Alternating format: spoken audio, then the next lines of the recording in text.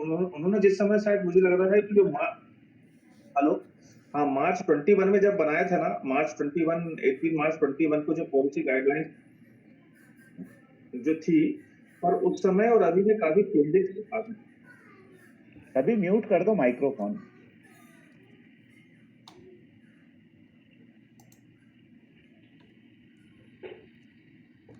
तो मैं इसको थोड़ा सा आप लोगों के सामने पढ़ते रहता हूँ, जो मैंने लिखा हूँ,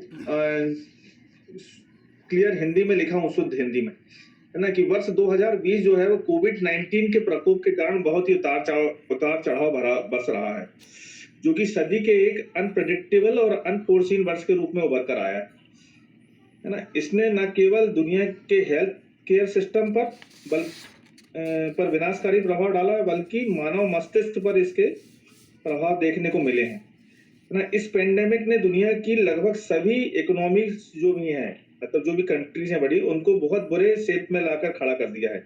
लॉकडाउन के वजह से जो बड़ी इकोनॉमीज हैं उनके सप्लाई चेन मैनेजमेंट को के साथ साथ एक्सपोर्ट इंपोर्ट जो प्रोसेस है उसको काफी हद तक प्रभावित किया है।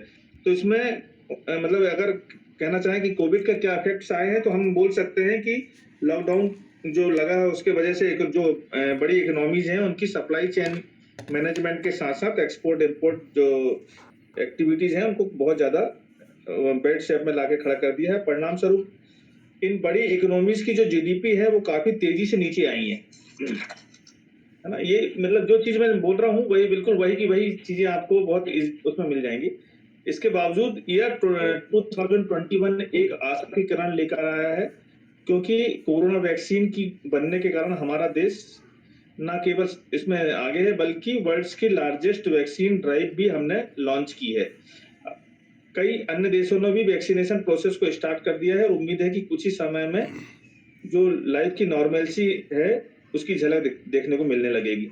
मैंने पहले ही बताया कि जो जिस समय मार्च 21 में शायद ये पॉलिसी गाइडलाइंस आई थी, उस समय ये सेकंड लेयर नहीं आई थी, तो उसके वजह से बहुत सारी चीजें अभी जो हम अब इसमें देखेंगे, तो अभी जो सेकंड इफेक्ट भी उसका मतलब अलग ढंग से देखेंगे। चेयरमैन साहब बोल रहे हैं कि मैं आप सभी और आपके परिवार पर गर्व महसूस करता हूं, जिन्होंने पिछले 1 वर्ष में अटूट प्रतिबद्धता के साथ इस विपत्ति का सामना करते हुए अपना कमिटमेंट और सपोर्ट दिखाया है, जिससे मेरी संस्था में बदलाव के प्रति मेरा विश्वास और दृढ़ हुआ है। यह पेंडेमिक इकोनॉमी के बहुत से सेक्टर उनके लिए दीर्घकालिक स्ट्रेस का कारण बन गया है। हालांकि सरकार एवं आरबीआई ने इस पेंडेमिक से निपटने के लिए पीपल और इंडस्ट्रीज को बहुत सारे समाधान उपाय उपलब्ध कराए हैं, जिनका उद्देश्य रेगुलेटरी फ्लेक्सिबिलिटी और पॉलिसी में लचीलापन लाते हुए इकोनॉमी में क्रेडिट के माध्यम से लिक्विडिटी का फ्लो बढ़ाकर फाइनेंशियल सेक्टर में प्रोसेस को रिलीव किया जाए। मैं अब इसको थोड़ा सा क्लियर करना चाहूंगा। इसमें इनका कहना है कि जो बहुत सारे रेगुलेटरी फ्लेक्सिबिलिटी और पॉलिसी में लचीलापन के साथ कारण के लाते हुए जो क्रेडिट के माध्यम से, जैसे बहुत सारे हमने GCL और छोटे छोटे ऑटो रिक्शा के लिए वो 10,000 के लिए रुपीज, उस टाइप से जो क्रेडिट के माध्यम से जो लिक्विडिटी का फ्लो लाया है, उससे फाइनेंशियल सेक्टर में ऑपरेशनल प्रेशर को रिलीव किया जा सका, रिलीव करने में मदद मिलेगी, ये उनका कहना है इसमें। इसके अलावा उपरोक्त मेजर्स के कारण फाइनेंशियल ईयर 2020 में जो क्रेडिट ग्रोथ के लिए एक फैसिलिटेटिंग एनवायरनमेंट क्रिएट हुआ है, जिसके मेन लीवर्स ऑफ ग्रोथ है SME, एग्री और इंफ्रास्ट्रक्चर लैंडिंग। बार बार एक चीज उठ के आती है कि जो इस समय में 3 चीजों पे बहुत फोकस किया गया है। एक है SME, एग्री और इंफ्रास्ट्रक्चर लैंडिंग, है ना। और इसके अलावा एक चीज और इसमें बोला है कि डेवलपमेंट फाइनेंशियल इंस्टीट्यूशन DFI का क्रिएशन हुआ है। इसमें अभी जो रिसेंट बजट है उसमें भी आया है डेवलपमेंट फाइनेंशियल इंस्टीट्यूशन DFI का क्रिएशन के बाद, जो कि बजट में एक इंफ्रास्ट्रक्चर फाइनेंसिंग के लिए प्रपोज किया गया है। अभी मैच्योर होने में हालांकि इसमें समय लगेगा, परंतु बैंकों को इससे काफी उम्मीद है, क्योंकि फ्यूचर में जब इंफ्रास्ट्रक्चर में बैंक फाइनेंस करेंगे, तो क्योंकि जो इंफ्रास्ट्रक्चर का जो लोन दिया जाता है थोड़ा लॉन्ग टर्म रहता है, तो हो सकता इससे काफी उम्मीदें हैं बैंकों को। उपरोक्त पृष्ठभूमि के आधार पर मैं आपको इकोनॉमिक एनवायरनमेंट के बारे में संक्षिप्त ओवरव्यू देना चाहूंगा, जिसमें हम आगामी वित्तीय वर्ष में कार्य करेंगे। अब जो चीजें उन्होंने बताए हैं कि आउटलुक दिए हैं थोड़े से फाइनेंशियल ईयर 21-22। मेरी बात थोड़ी समझ में आ रही ना सर? हेलो? हाँ यस, चलने दो शुक्ला जी, बढ़िया, कोई है दिक्कत ना, नहीं। मतलब बाद में अपन उसको और क्लियर कर लेंगे। मैं थोड़ा जल्दी तो नहीं कर रहा हूँ? नहीं नहीं, ठीक है, ओके, ठीक है। हाँ, चलने दीजिए, है ना। मतलब मैंने जो आपके पास सभी के पास फाइनेंस जो होंगे ना, उसमें से मेरे ख्याल से मैंने एक फर्स्ट पेज कंप्लीट कर लिया है ना। मेरा उद्देश्य ये था कि अपन छोटी छोटी चीज को भी लेके चल लें। उसके कारण क्या है, क्योंकि ये बड़ा इसमें से क्वेश्चन बनते हैं। तो ये फर्स्ट पेज अपना कंप्लीट हो गया है, इसमें ज्यादा कुछ है नहीं, है ना। अब जो नेक्स्ट पेज है, इसमें economy and outlook financial year 2021 में किस चीज का इफेक्ट पड़ा है, ये बताना चाह रहे हैं। जैसे ग्लोबल इकोनॉमी में पहले अपन ग्लोबल इकोनॉमी की बात कर लें।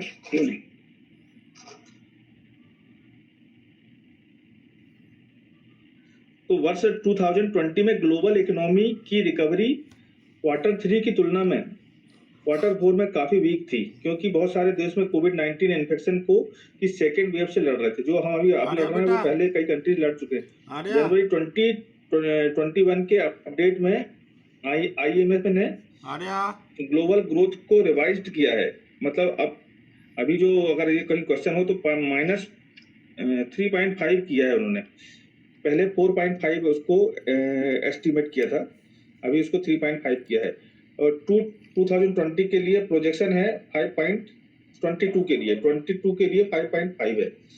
ग्लोबल ट्रेड में 2021 में फिर से उछाल आने की उम्मीद है, जबकि सर्विस ट्रेड में मर्चेंडाइज ट्रेड की तुलना में स्लो रिकवरी की उम्मीद है।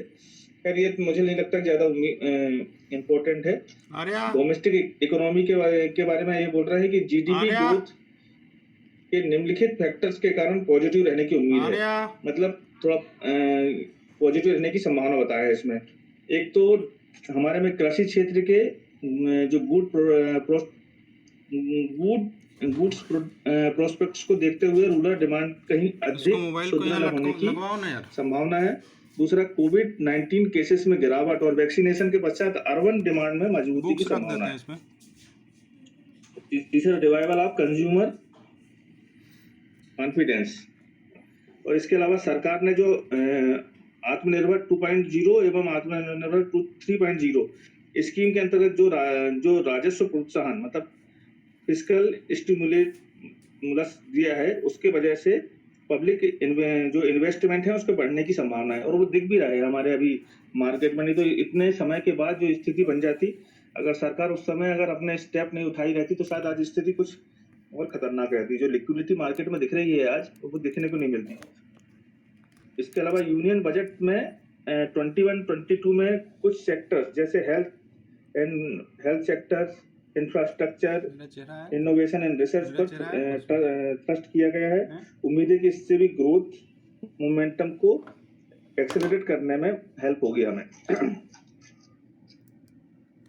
तो इस फैक्टर को ध्यान में रखते हुए जो जीडीपी 2022 के लिए जो की गई है एस्टिमेट, वो 7 से 7.5 की है। मैं फिर से वही बोलूंगा कि अभी उन्होंने एस्टिमेट तो कर दिया है 7 से 7.5 पर, जो अभी नया जो सेकंड फेज आ रहा है कोरोना कोविड का, शायद इससे फिर से चेंजेस होंगे। एनएसओ ने 7.7% एस्टिमेट किया, आरबीआई ने 7.5 किया था, और एसबीआई ने तो उस समय 11% एस्टिमेट किया था। इन्फ्लेशन के मामले में भी इन्फ्लेशन का उन्होंने बोला था कि इन्फ्लेशन का इफेक्ट हमारे यहाँ ज्यादा नहीं आएगा। क्यों? क्योंकि हमारे यहाँ बम्पर खरीफ हुई थी, खरीफ की जो फसल थी उसकी बम्पर जो क्रॉप थी वो बहुत अच्छे उसमें आई थी, और उम्मीद थी कि रबी की जो क्रॉप है वो भी काफी अच्छी आने की उम्मीद है। इसके अलावा इंडस्ट्रियल रॉ मटेरियल, इनकी कीमतें काफी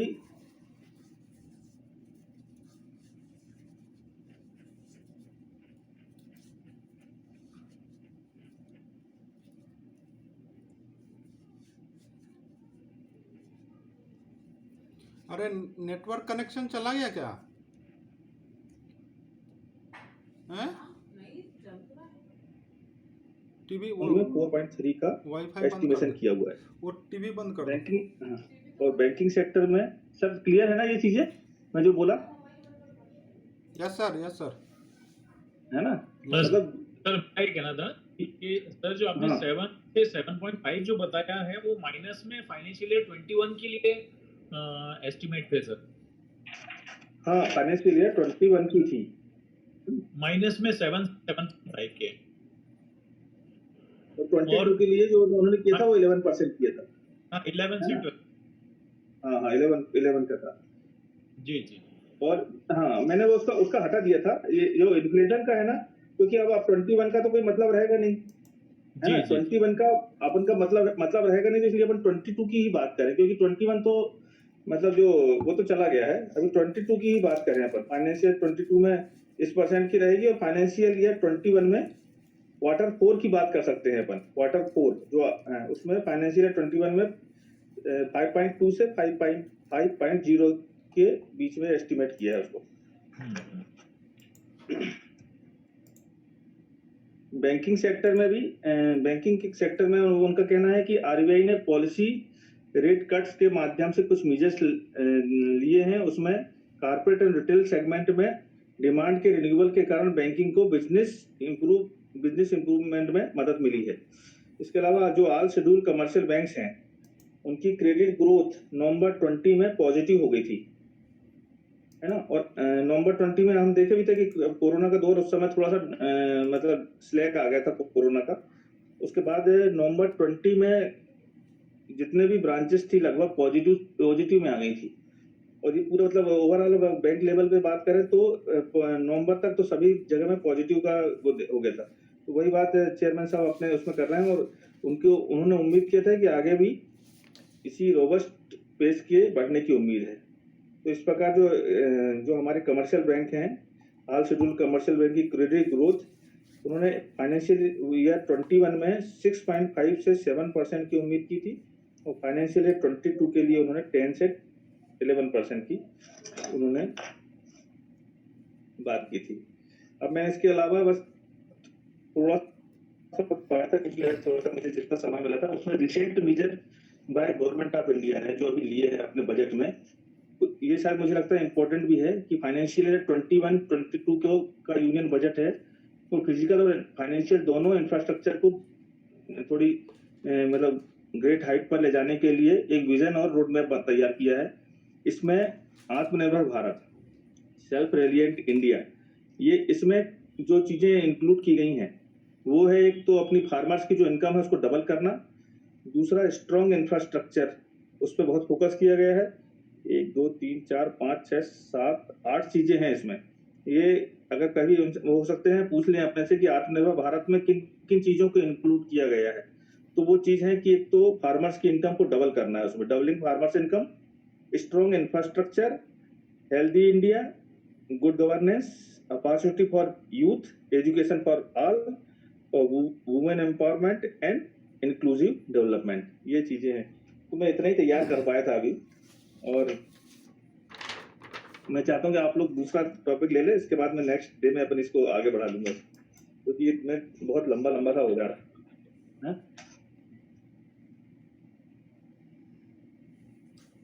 हाँ साई जी। हाँ sir, thank you sir. Chairman policy guideline पे आपने जो स्टार्टिंग के जो कुछ पेज है उसमें बहुत अच्छे से हम लोगों को बताया, जो सुनने में थोड़ा जो सा अगर मान लो सुनने के कारण याद ज़्यादा रहेगा।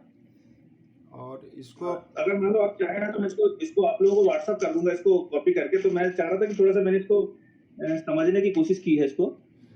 हाँ, वो तो जो भी मटेरियल शॉर्ट में बना रहे हैं वो तो व्हाट्सएप ग्रुप में हो जाए तो अच्छा ही रहेगा, सबके लिए बेनिफिशियल रहेगा। हाँ मैं कर दूंगा, इसको स्कैन करके कर दूंगा, ताकि जितना है वो क्लियर हो जाए, बाकी लोगों को बहुत ज्यादा इसको समझने की जरूरत ना पड़े। हाँ ठीक है, और सर कुछ कहना चाहेंगे चेयरमैन पॉलिसी गाइडलाइन पे? जितना अपन ने किया उसमें से कुछ पूछना बोलना चाहें, समझना चाहें, या मेरे से बात करना चाहें तो कर सकते।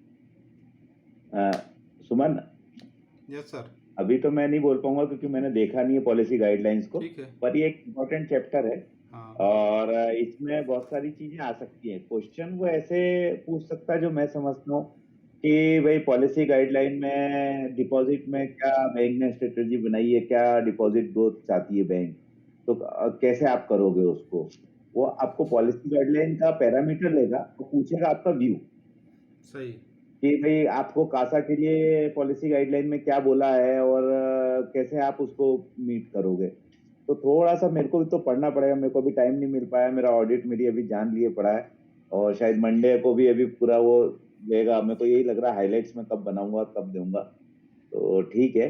पर अच्छा है, आदर्श ने बहुत अच्छी तैयारी करी और आदर्श के बारे में, आदर्श में और हम साथ काम किए हैं और बहुत मेहनती है वो और बहुत अच्छी तैयारी करता है, तो अपने को बहुत अच्छा मदद मिलेगी उससे आगे एक्सपीरियंस के रूप में और नॉलेज के रूप में। तो स्टार्ट अच्छा है और सभी लोग कोशिश कर रहे हैं। सुमन, यस सर। अब तुम आगे बढ़ाओ इसको। Yes sir. पॉलिसी गाइडलाइन पे सर एक मेरा ये भी व्यू है कि चूंकि ये बहुत ज़्यादा इम्पोर्टेंट है, तो रोज़ हम कम से कम 4-5 मिनट जो है कभी भी बीच में वीडियो सेशन में इसके ऊपर किसी एक से रखें कि पूरा अपने एक तरह से पॉलिसी गाइडलाइन जो है वो बोलते हैं ना कि रट गया पूरा, तो उसके सारे पॉइंट्स अपने को बिल्कुल टिप्स पे याद हो जाने चाहिए, क्योंकि जो ऊपर से चलता है वही नीचे तक आता है और चेयरमैन साहब जो बोलेंगे वो सबको इम्प्लीमेंट करना है, और इम्प्लीमेंट करने के लिए अपने पास उसका नॉलेज ज़रूर होना चाहिए, जो आपने बोला था down the line corporate concern होना चाहिए। इसलिए ये बहुत ज़्यादा इंपॉर्टेंट है। तो अपन इसको और कंटिन्यू भी रखेंगे, ऐसा नहीं कि आज चेयरमैन पॉलिसी गाइडलाइन समाप्त हो गया है, तो इसको नहीं नहीं नहीं, थोड़ा नहीं, थोड़ा सा। इसको तो मैं ही कंटिन्यू हाँ इसको आगे बढ़ाते जाऊंगा। हाँ, आप आगे बढ़ाते जाइएगा। हाँ और उसमें से क्या है, मैन मैन पॉइंट भी निकाल लेंगे सर हम। Yes sir. इसमें जैसे सुमन मैंने अभी खोला इसको पॉलिसी गाइडलाइन को, यस। तो मुझे इसमें कुछ चीजें बहुत इंपॉर्टेंट लग रही हैं। उसके अंदर मेरे को ये लगता है कि जो प्रोजेक्शन बैंक ने दिया है, जैसे जीडीपी अभी रही है इस साल -7 से -7.5, इंद्रजीत ने भी बोला। हाँ प्रोजेक्शन है हमारा 11-12, यस। ठीक है। सीपीआई इन्फ्लेशन जो है वो 6.2 से 6.4 रहा है, उसमें प्रोजेक्शन है 4 और 4.2। और अगर हम दूसरी चीज फिजिकल डेफिसिट की बात करें तो वो रहा है 9.5 और वो अगला प्रोजेक्शन है 6.8। और इसमें मेरे हिसाब से और भी चीजें हैं, पर ये 3-4 चीजें मुझे ऐसा लगता है कि जो फायदे की हो सकती है। एक एक्सपोर्ट ग्रोथ के बारे में भी बात कर सकते हैं। एक्सपोर्ट ग्रोथ -14 रही है परसेंट में और वो 17 से 18 की प्रोजेक्शन लेके चल रहे हैं FY12। अगर आप देखें तो जीडीपी -7.5 रही है, उससे 11-12 मांग रहे हैं। सीपीआई इन्फ्लेशन 6.2 6.4 से 4.2 मांग रहे हैं। फिजिकल डेफिसिट 9.5 है तो उससे 6.8 करना चाह रहे हैं। और एक्सपोर्ट -14 -15 है तो 17-18 चाह रहे हैं। लेकिन इसमें अभी इसी सर के अंदर जो इसको इसमें सर जैसे अपन प्रोजेक्शन का बताएंगे ना, तो वो क्रॉस क्वेश्चन उसमें निश्चित रूप से आएगा, जो ये सेकेंड फेज आया है उसका इम्पैक्ट क्या रहेगा। ये तो सब आउटडेटेड हो गया एक तरह से। चेयरमैन पॉलिसी में जो 11% कर रहे हैं आज की परिस्थिति में, वो निश्चित रूप से इस पे आएगा कि अब क्या होगा, तो उसका भी नहीं अपने देखो, को। अगर इसके अंदर एक चीज और है कि जब ये कोविड का सीन चल रहा था पिछले साल मार्च अप्रैल मई जून में, तब किसी ने उम्मीद नहीं की थी कि इकोनॉमी इसी तेजी की रफ्तार से वापस रिकवर कर जाएगी, ठीक है। यस। और जीडीपी हम सोच के चल रहे थे कि हम बहुत नीचे जाके रहेंगे, जो कि -7.5 में थी। एक बार तो जो ग्रोथ का था वो था कि भाई -23% के आसपास हम नीचे चले जाएंगे। तो उस हिसाब से ये रहा है। और ये सेक्टर के बारे में अब वो ये जरूर पूछ सकते हैं कि ये स्ट्रेन के बारे में आपको क्या लगता है, तो हम ये बोलेंगे कि सर ये स्ट्रेन का अगर क्रॉस क्वेश्चन कि सर यस सर, जब ये पॉलिसी गाइडलाइन आई थी तब स्ट्रेन की ऐसी उम्मीद नहीं थी, पर फिर भी इंडिया की इकोनॉमी क्योंकि जीडीपी के ऊपर आधारित है और हमारी कंजम्पशन थ्योरी बहुत अच्छी है, तो ग्रोथ हम अच्छी कर सकते हैं, ऐसी कोई बड़ी बात नहीं है। ये मेरी तरफ से मेरा सुझाव है। बाकी आप लोग आगे गोयल साहब, मैं भी एक चीज ऐड करूं इसमें, ये अपन इसमें ये भी बोल सकते हैं, क्योंकि जो हमारी इकोनॉमी है ना, वो एग्रीकल्चर बेस्ड इकोनॉमी है ना, और कोविड का एग्रीकल्चर पे बहुत ज्यादा इफेक्ट पड़ा भी नहीं है ना। तो इसलिए क्या है, जो मतलब मैक्सिमम हमारी जो ग्रोथ है एक एग्रीकल्चर से आती है, और एग्रीकल्चर जैसे ही आना होता है तो फिर से वापस हमारी मतलब मार्केट में लिक्विडिटी भी आ जाती है, प्लस मतलब जो भी है चीजें फिर नॉर्मलेंसी की तरफ बढ़ने लगती है चीजें। सर शुक्ला साहब, हाँ सर। शुक्ला साहब, मैं जी। अपूर्व वैष्णव, मैं जी। SBILD में हूँ। मेरा ये कहना है सर कि अगर जैसे अपन सोचेंगे ना कि एग्रीकल्चर बेस्ड इकोनॉमी है, तो थोड़ा सा हमको देखना पड़ेगा कि GDP में कंट्रीब्यूशन एग्रीकल्चर का कितना है। तो जहां तक मेरे को अभी पक्का नहीं है, लेकिन बहुत बड़ा GDP में एग्रीकल्चर सेगमेंट का योगदान नहीं है ना। सर्विस सेक्टर और इंडस्ट्री बहुत आगे आ गए हैं, तो अपन ये नहीं कह सकते हैं कि एग्रीकल्चर बेस्ड इकोनॉमी है। मतलब थोड़ा सा अपने को आगे के पॉइंट्स को ध्यान में रखते हुए बात करनी पड़ेगी। एक चीज और मैं ऐड करना चाहूंगा सर, शरद सर ने एक बहुत अच्छी बात की थी, उसमें एक वर्ड क्वाइन किया है आजकल की जब हम लोग बात करते हैं तो वी शेप ग्रोथ। तो इसके ऊपर कभी कुछ क्वेश्चन आ सकता है कि वी शेप ग्रोथ क्या है, तो इस तरीके के क्वेश्चन कहीं आ सकते हैं। हाँ, वी शेप मतलब ये वी शेप, डब्ल्यू शेप सबके बारे में पूछ सकता है वो आपसे। हाँ, तो उसके ऊपर थोड़ा सा अपन ये फोकस करते हैं। बस मेरा इतना ही था सर। इसमें एक चीज अभी आपने अपूर्व बोला है, तो the share of agriculture in GDP increase to 19.9% in 2021 from 17.8% in 1920, है ना। तो आप ये मान सकते हैं कि अपनी जो जीडीपी में एग्रीकल्चर का है वो 99 मतलब लगभग 20% का जीडीपी के अंदर एग्रीकल्चर का वो शेयर है, जस्ट वन। और ये अपनी कौन सी किताब मैंने शायद पढ़ी थी, उसमें ये बहुत अच्छा है। ये क्या हो रहा है, आरबीआई बोल रहा है कि जो इंडिया में ग्रोथ आई है आफ्टर कोविड फर्स्ट, वो वी शेप ग्रोथ है। मतलब हमने वो उनका कहना है ना, वी शेप जैसा अक्षर है कि एकदम हम रिकवर कर गए। डब्ल्यू शेप में हम रिकवर करते हैं, फिर नीचे जाते हैं, फिर रिकवर करते हैं। यू शेप में हम आते हैं नीचे बॉटम पे बहुत देर रहते हैं, फिर वापस रिकवर करते हैं। तो इस टाइप की ये जैसे अल्फाबेट है उस हिसाब से उसकी थ्योरी है। थैंक यू सर, बढ़िया आपने समझाया बताया, thank you Sharad sir. UVW तो बिल्कुल क्लियर हो गया, यू शेप, वी शेप और डब्ल्यू शेप ग्रोथ क्या है। ठीक है, और कुछ इस पे सर इसमें एक कि अपन आगे बढ़े। हेलो। Yes sir. हाँ सर नमस्कार, मैं अभी सुनील राज्यवत बोल रहा था। Yes sir.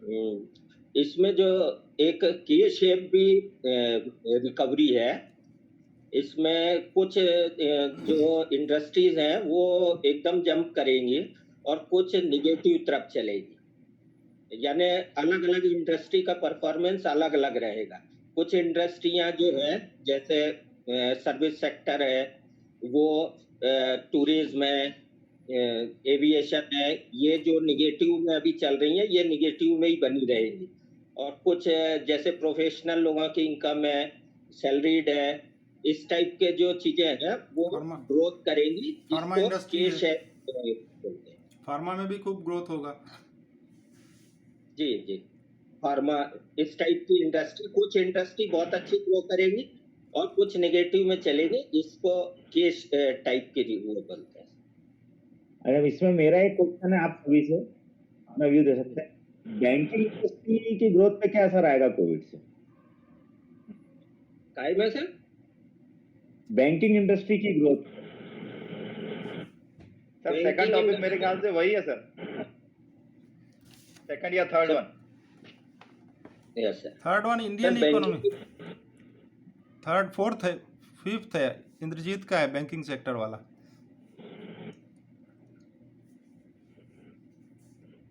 आगे चलते हैं उसको बाद में कवर कर लेंगे, ठीक? Yes sir, yes. चलिए तो इसमें अपन अगले टॉपिक पे आए, इजाजत हो तो अगले टॉपिक पे आए सर।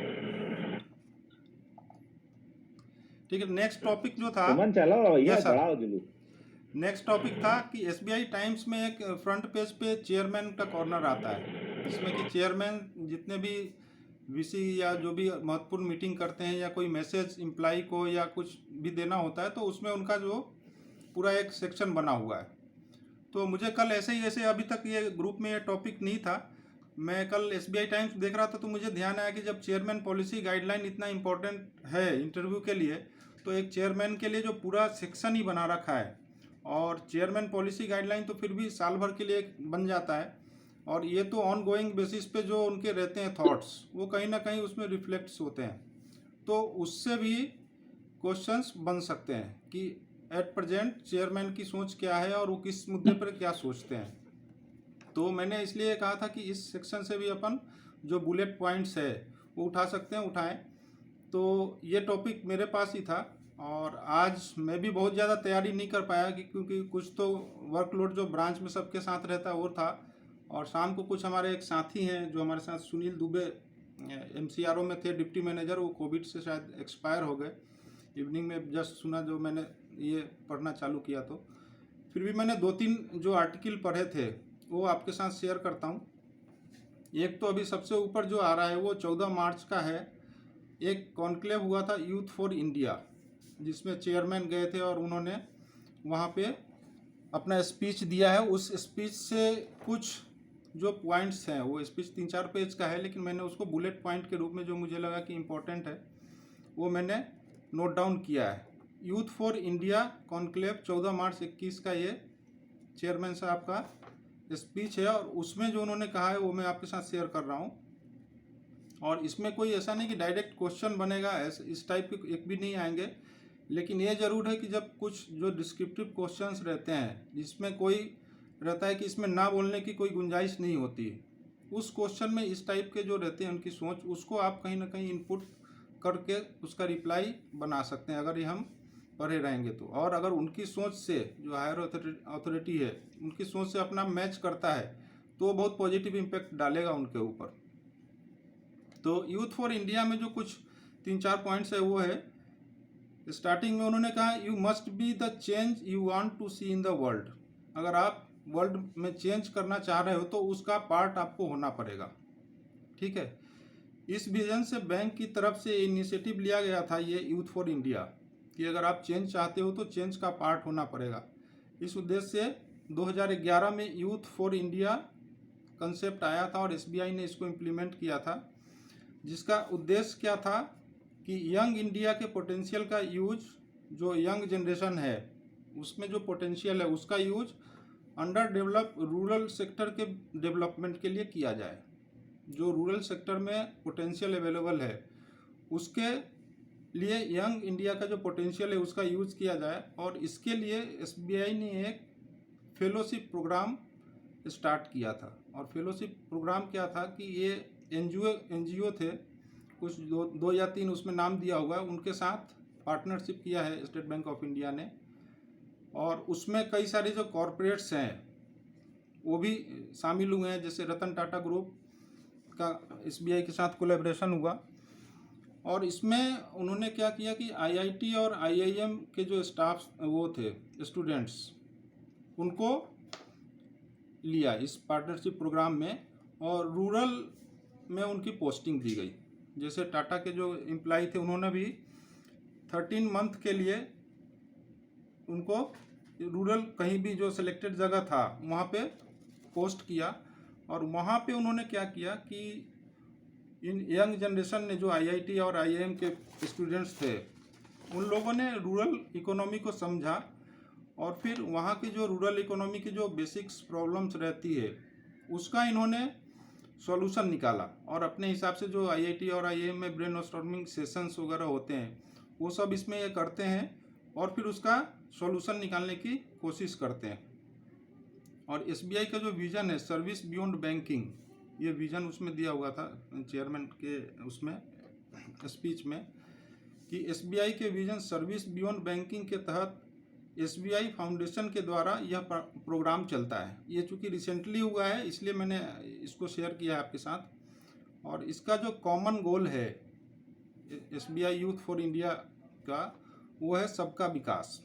अभी सबका विकास वर्ड आया तो मेरे को हमेशा से ये ऑब्जर्वेशन रहा है कि जब से ये हमारे चेयरमैन सर आए हैं खारा साहब, तो इनके स्पीच में मैंने एक चीज़ देखी है। जैसे फर्स्ट स्पीच भी था तो उसमें उन्होंने अपने स्पीच में आत्मनिर्भर भारत का यूज जो है, आधे घंटे का स्पीच जो फर्स्ट था लगभग 30-35 मिनट का, तो कम से कम 10 बार आत्मनिर्भर भारत का यूज हुआ था उनके स्पीच में। इसका मतलब कहीं ना कहीं है कि गवर्नमेंट के जो पॉलिसीज़ हैं उसको हमारी बैंक बहुत ज़्यादा प्रायोरिटीज दे रही है अभी आज की तारीख में, आज में जो हमारा हायर अथॉरिटी है।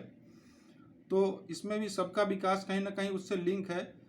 तो हम इंटरव्यू में जब जाएं तो इस चीज़ का विशेष ध्यान रखें कि गवर्नमेंट स्पॉन्सर्ड स्कीम्स जो हैं, जो खास करके गवर्नमेंट ऑफ इंडिया की प्रायोरिटीज़ है और बैंक से एक्सपेक्टेशन है, उसका हम पॉजिटिव वे में आंसर देना कि निगेटिव में जाए। क्योंकि चेयरमैन का अगर पॉलिसी है कि गवर्नमेंट के पॉलिसीज़ को बहुत ज़्यादा प्रायोरिटी देना है, तो हमको भी उसी अनुरूप अपना रिप्लाई देना पड़ेगा। तो ये तो शॉर्ट में यूथ फॉर इंडिया कॉन्क्लेव का था। इसके बाद 2 बुलेट पॉइंट और जो मुझे अच्छे लगे, जो अपन क्वेश्चन में कोई भी आएगा तो उसमें अपन इसको फिट कर सकते हैं। ये पिछले जो चेयरमैन सर थे, उनका जो फेयरवेल स्पीच उन्होंने दिया था, उसमें उन्होंने 2 वर्ड यूज किया पूरे भाषण में। Never afraid of mistakes, don't hesitate to express. ये 2 चीज़ उन्होंने अपने एम्प्लॉय से एक्सपेक्ट किया है कि आप मिस्टेक करने से बिल्कुल भी मत डरो, अदरवाइज क्या होगा कि आप कई सारे ट्राई भी नहीं कर पाओगे। जो ब्रांच में हम रहते हैं, तो काम के संबंधित जो अपने प्रोफेशनल लाइफ में है उससे संबंधित उन्होंने कहा है कि never afraid of mistake and don't hesitate to express. Express के मामले में उन्होंने कहा कि जो आपका थॉट्स है, जो प्रोफेशनल उसमें होना चाहिए, कुछ आप सोचते हैं कि ये ऐसा होना चाहिए, इसमें ऐसा सुधार कर सकते हैं, तो उसको आप ज़रूर एक्सप्रेस करें। अब इसके आगे जो खारा साहब हैं, उनका 3rd क्वार्टर के रिजल्ट के बाद जो स्पीच आया है, जो उसमें दिया हुआ है, उसके कुछ मेन पॉइंट्स हैं जो रिलेवेंट है अपने इंटरव्यू से रिलेटेड। एक तो कासा का ग्रोथ उसमें दिया है कि YOY बेसिस पे 44.72 से 45.15 हुआ है। अभी चूँकि मार्च 21 का अपना फिगर नहीं आया है, तो अपन इसको भी एक उसमें मान सकते हैं कि इतना अपना 45.15 YOY ग्रोथ हुआ था 3rd क्वार्टर में। ग्रॉस NPA 4.77% था। एक उसमें जो कॉमन क्वेश्चन अपना बनता है कि आप कोई भी रिटेल बैंकिंग में, मैं तो कॉर्पोरेट में हूँ, लेकिन रिटेल में अक्सर क्वेश्चन बनता है कि आप किसी भी जो प्रोडक्ट है आपका, उसको आप कैसे मार्केटिंग करोगे। सभी बैंक का तो वही प्रोडक्ट है, तो भाई आपके यहाँ से कोई कार लोन क्यों लेगा या कोई पर्सनल लोन क्यों लेगा? क्योंकि उस जो 3rd क्वार्टर वाला जो उसमें है, एक वर्ड उन्होंने यूज़ किया है कि सभी रिटेल लोन जो है कोमोडोटाइज्ड हो गए, COMMODOTISED ये वर्ड है। इस कारण से फीचर में कोई डिफरेंस नहीं रहा अब। तो इससे जो मैं मीनिंग कोमोडोटाइज्ड का तो मैं देखा नहीं, लेकिन मैं जो पूरे उसके आगे की लाइन पढ़ के समझ पाया, उनका कहना है कि सारी जो बैंकें हैं उनके प्रोडक्ट्स ऑलमोस्ट सेम हो गए, बहुत ज़्यादा उसमें फीचर में डिफरेंस नहीं है, जिसके कारण से आप किसी कस्टमर को ये कह पाओ कि हमारा प्रोडक्ट बहुत अच्छा है, आप ले लो। वो तो ऑलमोस्ट हमारे ऊपर भी है कि हम ऐसा प्रोडक्ट बना सकते हैं जैसा HDFC का है, जैसा PNB का है, या जैसा किसी और प्राइवेट सेक्टर बैंक का भी हो। तो प्रोडक्ट तो हम बना सकते हैं, डिफ्रेंशिएशन कहाँ लाएंगे, उसमें उनका कहना है कि इसलिए कस्टमर एक्सपीरियंस जो है वो बहुत ज़्यादा मायने रखता है। क्योंकि फीचर अगर सेम है, प्रोडक्ट अगर सेम है 2 बैंक का, तो कस्टमर उस बैंक के पास जाएगा जहाँ पे उसको एक्सपीरियंस जो है वो कहीं डिफरेंस पैदा करेगा। एक्सपीरियंस मतलब पॉजिटिव एक्सपीरियंस। इसलिए कस्टमर सेंट्रिक होकर हमको काम करने की ज़रूरत है। तो ये जो कस्टमर सर्विस वाला पॉइंट रहता है, उसमें हम इसको जोड़ सकते हैं कि ये इतना ज़्यादा महत्वपूर्ण क्यों है। क्योंकि जब प्रोडक्ट सेम है तो हम कस्टमर को अट्रैक्ट कैसे करेंगे? तभी कर पाएंगे जब हम कस्टमर कुछ ना कुछ उसको एडिशनल देंगे जो दूसरा नहीं दे पा रहा है, और वो एडिशनल हमारे ऊपर है कस्टमर सर्विस का। दूसरा बिगेस्ट स्ट्रेंथ जो उसमें उन्होंने बताया है अपने भाषण में, SBI का बिगेस्ट स्ट्रेंथ वर्ड यूज़ किया उन्होंने, ट्रस्ट ऑफ कस्टमर। ये फर्स्ट और फॉरमोस्ट स्ट्रेंथ SBI का उसमें बताया गया है।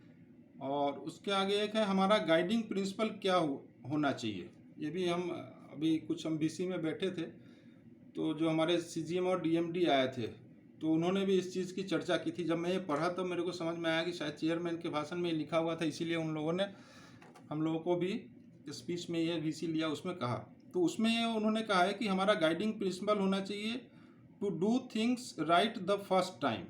कोई भी काम करें तो फर्स्ट अटेम्प्ट में ही हमारा सही होना चाहिए।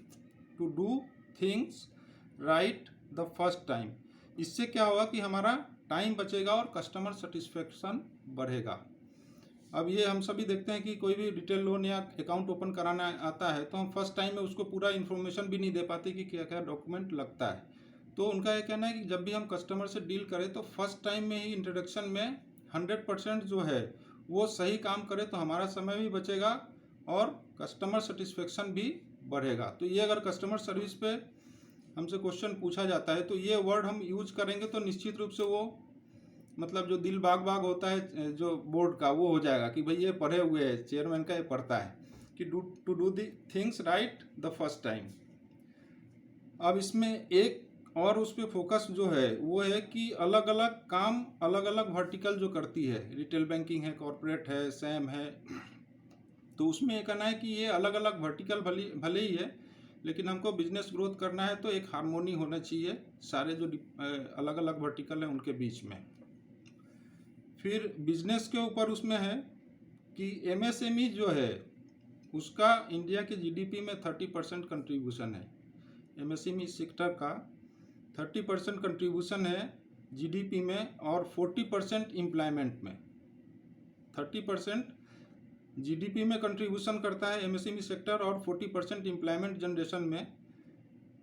लेकिन जब हम बिजनेस की बात करते हैं तो एसबीआई के साथ क्या हुआ है कि एसबीआई का शेयर जो है एमएसएमई में 20 से कम होकर 14% पर आ गया है। पहले 20% था, अब 14% रह गया है। तो इसमें चेयरमैन सर का ये प्रोजेक्शन था और एक्सपेक्टेशन ये था कि अगले 3 साल में वापस इसको एमएसएमई का जो शेयर है वो 20% तक ले जाना है। क्योंकि एमएसएमई में पोटेंशियल बहुत ज़्यादा है क्योंकि 20% जीडीपी और 40% रोजगार जो सेक्टर दे रहा है तो उसमें पोटेंशियल बहुत ज़्यादा है, इसलिए बैंक ने एमएसएमई पे जो है फोकस करना चालू ज़्यादा किया है। तो ये क्वेश्चन जो एमएसएमई क्यों इम्पोर्टेंट है उसमें अपन इस पॉइंट को कहीं ना कहीं फिट कर सकते हैं कि इसलिए इम्पोर्टेंट है कि इंडिया का जीडीपी इतना बड़ा है और उसमें 20% जो कंट्रीब्यूट करता है और 40% जो देश में रोजगार पैदा करता है तो ऑटोमेटिकली वो सेक्टर सबसे इम्पोर्टेंट सेक्टर में माना जाएगा। और उस सेक्टर में जब तक हम नहीं जाएंगे, अपना शेयर नहीं बढ़ाएंगे तो हम बिजनेस ग्रोथ की बात भी नहीं कर सकते हैं। तो बैंक का इसके लिए उन्होंने, अब ये मुझे पता नहीं कि एसएमई में उनका ये कहना था कि शेयर बढ़ाने के लिए एसएमई डिलीवरी मॉड्यूल रिव्यू हो रहा है और ये न्यू मॉडल शीघ्र ही आएगा। अब ये आया है कि पता नहीं क्योंकि 3rd क्वार्टर के बाद का ये है तो ये अपने को देखना पड़ेगा कि अगर एसएमई डिलीवरी मॉडल कुछ नया आया है क्या अभी 1-2 महीने में, जनवरी फरवरी मार्च। डिलीवरी मॉडल सर, हाँ यस सर, डिलीवरी मॉडल एक बार बैंक ने इंट्रोड्यूस किया और उसमें जो पुराना मॉडल था उसको स्क्रैप कर दिया था और एजीएम जो एसएमई थे वो रिपोर्ट करेंगे डीजीएम को और उनके अंडर की जो ब्रांचेस थी वो रिमूव कर दी थी, मतलब अगर मैं सही बोल रहा हूँ तो। लेकिन अभी जो लेटेस्ट मेरे ख्याल से 1 सप्ताह पहले वापस उसको बैंक ने एबियांस में डाला है और जो पुराना डिलीवरी मॉडल को एज इट इज ही अभी जब तक कि नए इंस्ट्रक्शन नहीं आए तब तक के लिए रीस्टेट करके रखा है या उसको वहीं छोड़ दिया है।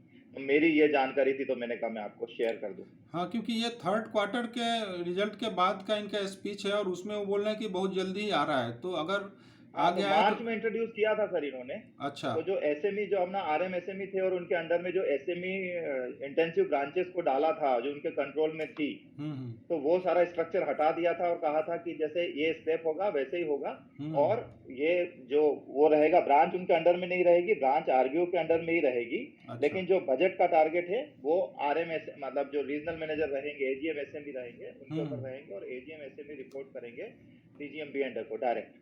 अच्छा, हाँ, तो अभी वापस लेकिन बैंक ने पुराने स्ट्रक्चर पे चली गई है और ये अभी कहा है कि जो हमारा पुराना सर्कुलर था उसको अभी हम एबियांस में रख रहे हैं टिल फर्दर इंस्ट्रक्शन। ये इसमें डेवलपमेंट। फिर नेक्स्ट उसमें पॉइंट्स था बिजनेस से रिलेटेड कि इंफ्रास्ट्रक्चर पर फोकस करना होगा क्योंकि इसमें बहुत ज़्यादा स्कोप है और बजट में भी इसके ऊपर फोकस है। तो इंफ्रास्ट्रक्चर सेक्टर भी, बॉटम लाइन बिजनेस बढ़ाना है।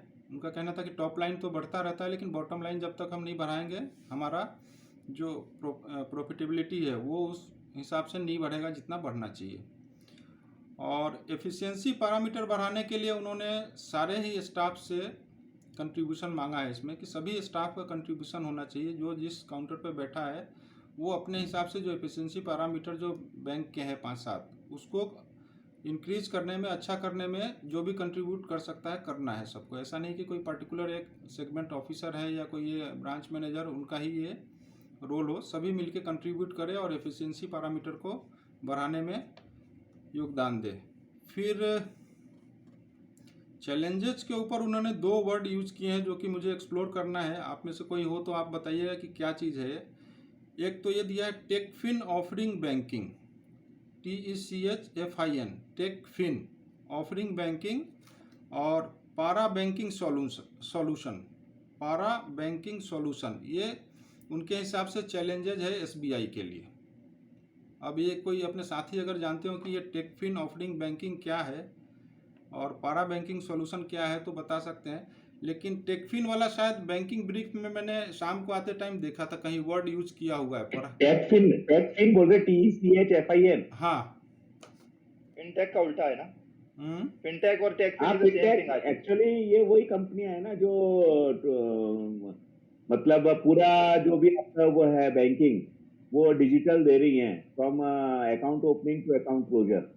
अच्छा, तो टेकफिन कंपनीज हैं एक्चुअली। अच्छा, इंडिया के अंदर तो कोई टेकफिन कंपनीज को RBI ने लाइसेंस नहीं दिया है, पर वर्ल्ड के अंदर बहुत अच्छा, एक्चुअली शरद सर, हाँ मेरे हिसाब से जो ये पेटीएम है, एयरटेल पेमेंट बैंक है, जियो नेट बैंक है, जो पेमेंट बैंक्स हैं हाँ। वो काफी कुछ जो है कि फिनटेक कंपनियां, टेकफिन कंपनियों का ही एक मॉडल का प्रतिरूप है, क्योंकि वहां Yes. पे ब्रिक और मोटार बैंकिंग या ब्रिक और मोटार कोई चीज नहीं है, टोटल डिलीवरी दे रही है। और आरबीआई इस चीज को धीरे धीरे प्रमोट कर रही है, मतलब उनको उनका जो दायरा बढ़ाती जा रही है, उनके क्षेत्र बढ़ाती जा रही है। जैसे पहले उनका जो डिपॉजिट एक्सेप्ट करना था वो 1 लाख तक रख सकते थे, अपने अकाउंट में भी 2 लाख कर दिया है। NEFT RTGS के लिए अलाउ कर दिया है। तो मेरे हिसाब से वही होगा एक जो थ्रेट है। और एक जगह में पढ़ रहा था कि पेटीएम के पास जो डिपॉजिट है, लास्ट ईयर का जो डिपॉजिट का फिगर है, वो बता रहे थे कि 3200 करोड़ रुपया का डिपॉजिट है। तो अभी स्टेट बैंक के डिपॉजिट से हम लोग तुलना करें तो बहुत छोटा सा लगता है, लेकिन जिस तरीके से बढ़ा है और ग्रो हुआ है तो वो एक थ्रेट के रूप में हमारे सामने आ रहा है। चैलेंजेस या इसके ऊपर एक बहुत अच्छा आर्टिकल है जो IBA की पदवी ने अपन ग्रुप में शेयर करी थी ना, के ऊपर एक पूरा एक आर्टिकल है 4 पेज का। इसके ऊपर अगर आप सब लोग पढ़ेंगे तो बहुत काम आएगा। इसमें एक वो पारा बैंकिंग सॉल्यूशन भी चैलेंज है उनके हिसाब से, ये इसके ऊपर भी अपन देखेंगे। और किसी को नहीं पता है अभी तो कि ये क्या है पारा बैंकिंग सॉल्यूशन, PARA, पारा बैंकिंग सॉल्यूशन। ये 2 चैलेंजेज SBI के लिए स्पेसिफिक बताया उन्होंने, तो इसको देखेंगे अपन नेक्स्ट सेशन में देखेंगे, अभी ढूंढ लेंगे इसको क्या है। फिर उनका फोकस ये था कि डिजिटल चैनल पर बैंक ने बहुत इन्वेस्ट किया है। अभी कुछ वर्षों में डिजिटल चैनल जो है उसके ऊपर बहुत सारे इन्वेस्टमेंट बैंक ने किए हैं, लेकिन उसमें उनका ये कहना है कि इसकी ऑप्टिमम यूटिलाइजेशन की ज़रूरत है। जितना यूटिलाइज होना चाहिए अभी भी नहीं हो पाया है इन्वेस्टमेंट के कंपैरिजन में, तो उसमें अपने को बहुत ज़्यादा फोकस करके बढ़ावा देना है। कस्टमर कंप्लेंट के बारे में एक लाइन कस्टमर के सर्विस के ऊपर क्वेश्चन बनेगा तो अपन कह सकते हैं customer is offering us an opportunity to set things rights. ये वर्ड याद कर ले तो अच्छा है। Customer is offering us an opportunity to set things right can be converted into advantage if it dealt with positive attitude. अगर complaint को इस तरीके से हम इस अप्रोच से डील करें तो उसके बेनिफिट से होंगे कि वो जो हमारा सिस्टम है उसको एक अच्छे तरीके से सुधारने का वो एक तरीका हो सकता है, कस्टमर ने हमको बताया, और वो कस्टमर कंप्लेन बिजनेस में कन्वर्ट हो सकता है, हमारे लिए एडवांटेज हो सकता है यदि हम उसको प्रॉपर तरीके से हैंडल करें तो। नॉलेज एक्विजिशन के ऊपर भी उनका ये कहना है कि knowledge acquisition is must, we need to keep our self aware of the developments in finance and banking space. तो फाइनेंस और बैंकिंग स्पेस में जो भी डेवलपमेंट हो रहे हैं उसके बारे में अपना अवेयरनेस पूरा होना चाहिए।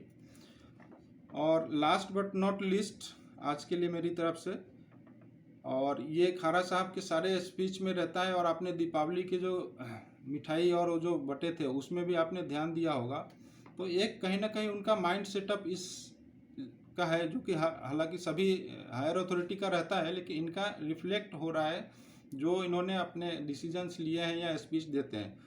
वो हमेशा अपने स्पीच में इसी चीज़ को बोलते हैं, let us spread positivity all around,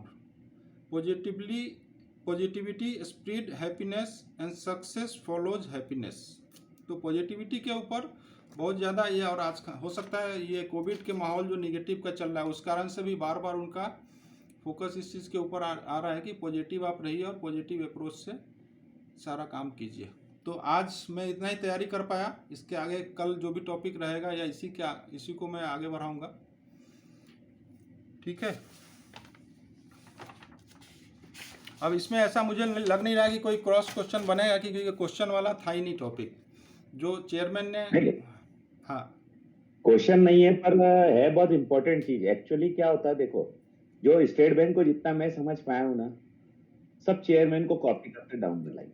yes sir, तो बिल्कुल। हम चेयरमैन जो शब्द बोल रहा है वो शब्द मतलब गीता भगवान हो जाते हैं स्टेट बैंक के अंदर। यस सर, तो बिल्कुल। अपने को ये शब्द जो तुमने बोले हैं, ये अभी आज अपन ने सुना, एक बार इसका वीडियो भी देख लेंगे, तो इसको ध्यान से सुनना पड़ेगा, समझना पड़ेगा, और उसके अर्थ पूरे अच्छी तरह से Yes, क्लियर रखने पड़ेंगे। क्योंकि अगर हम ये चीजें यूज करते हैं हमारे कन्वर्सेशन में, और हमें मौका मिलता है अपने आप को एक्सप्रेस करने का, तो जैसे ही अगर आपने जो बोला, ये शब्द बोले, वो अपने को पकड़ेगा वहां पर कि अच्छा ये है, तो फिर वो उसमें आप अपनी तरफ मोड़ सकते हो बोर्ड को। यस सर, और ये जितने भी चेयरमैन जो बात बोलता है वो मतलब बिल्कुल अपने से रिलेटेड है, और उसको बैंक बहुत प्रायोरिटी देती है हर चीज को। उसकी एक शब्द बहुत मायने रखता है, हाँ, और वो तो इसको इवन अपने फोकस करना पड़ेगा। और इवन जो भी कॉर्पोरेट सेंटर या जो सर्कल में सीजीएम या जो भी हैं बड़े, वो सारे अधिकारी चेयरमैन के मैसेज को तो मेरे को लगता है याद ही कर लेते हैं, क्योंकि वो Yes, सब yes. वीसी और वो सब क्रॉस में वो पकड़ में आ जाता है, तो वो बड़े उससे रखते हैं, तो वो जो उनके माइंड में रहेगा वो निश्चित रूप से इंटरव्यू में कहीं ना कहीं आएगा ही। तो अब नेक्स्ट जो अपना है टॉपिक आत्मनिर्भर भारत, ये भी चेयरमैन के जो पसंदीदा टॉपिक है वो है।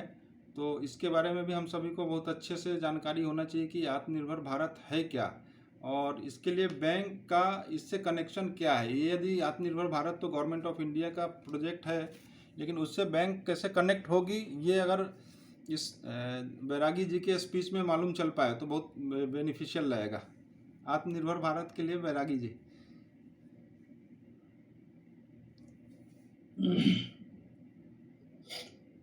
आत्मनिर्भर भारत पे मोदी जी जब प्राइम मिनिस्टर बने थे तब से ही सुनने में आ रहा था।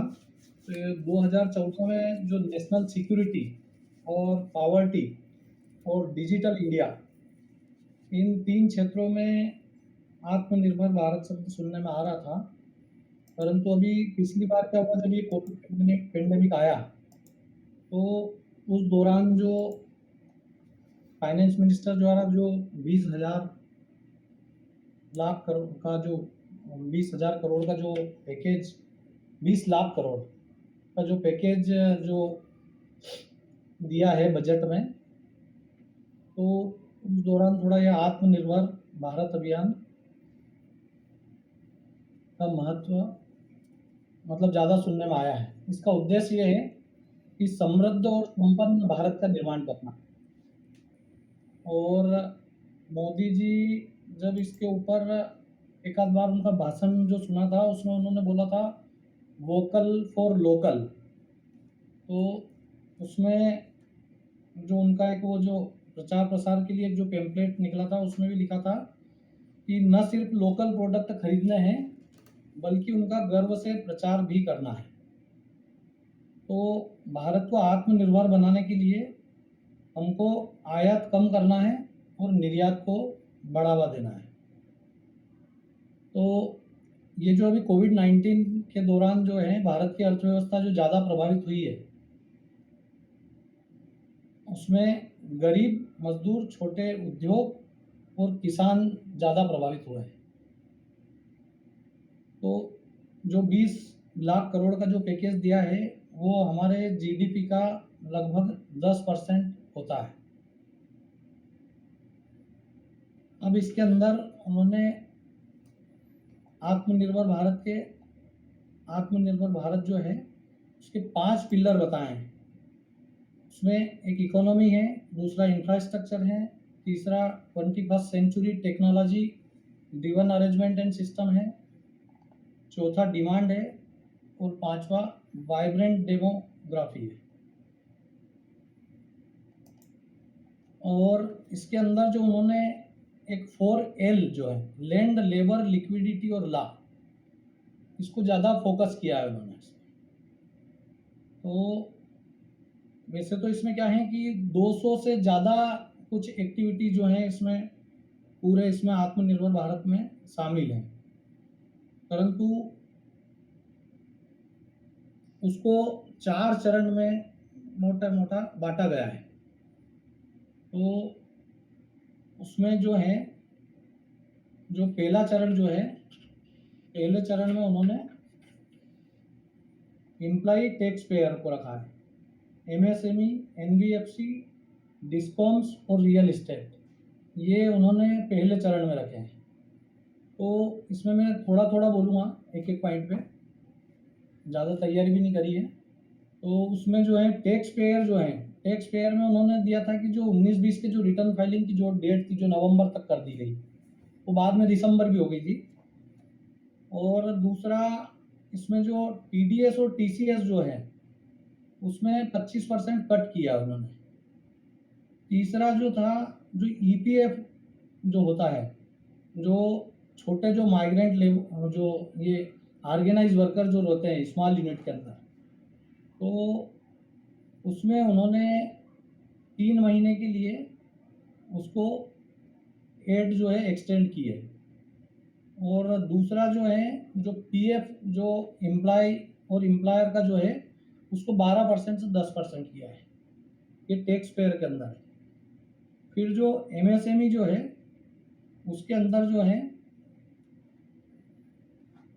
3 लाख करोड़ जो इमरजेंसी क्रेडिट लाइन जो अनाउंस की है, उसमें जो 45 लाख जो यूनिट है अपनी, उनको जो वर्किंग कैपिटल मुहैया कराने के लिए 3 लाख करोड़ की इमरजेंसी क्रेडिट गाइडलाइन रखी है इसमें।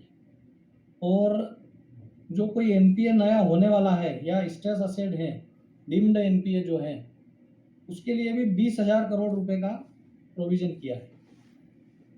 और एमएसएमई के लिए एक इक्विटी जो इंक्लूजन प्लान किया है 50,000 रुपये का, उसमें कुछ शब्द था फंड टू फंड बेसिस ऐसा कुछ था, उसमें 10,000 करोड़ रुपए का कार्पस है। और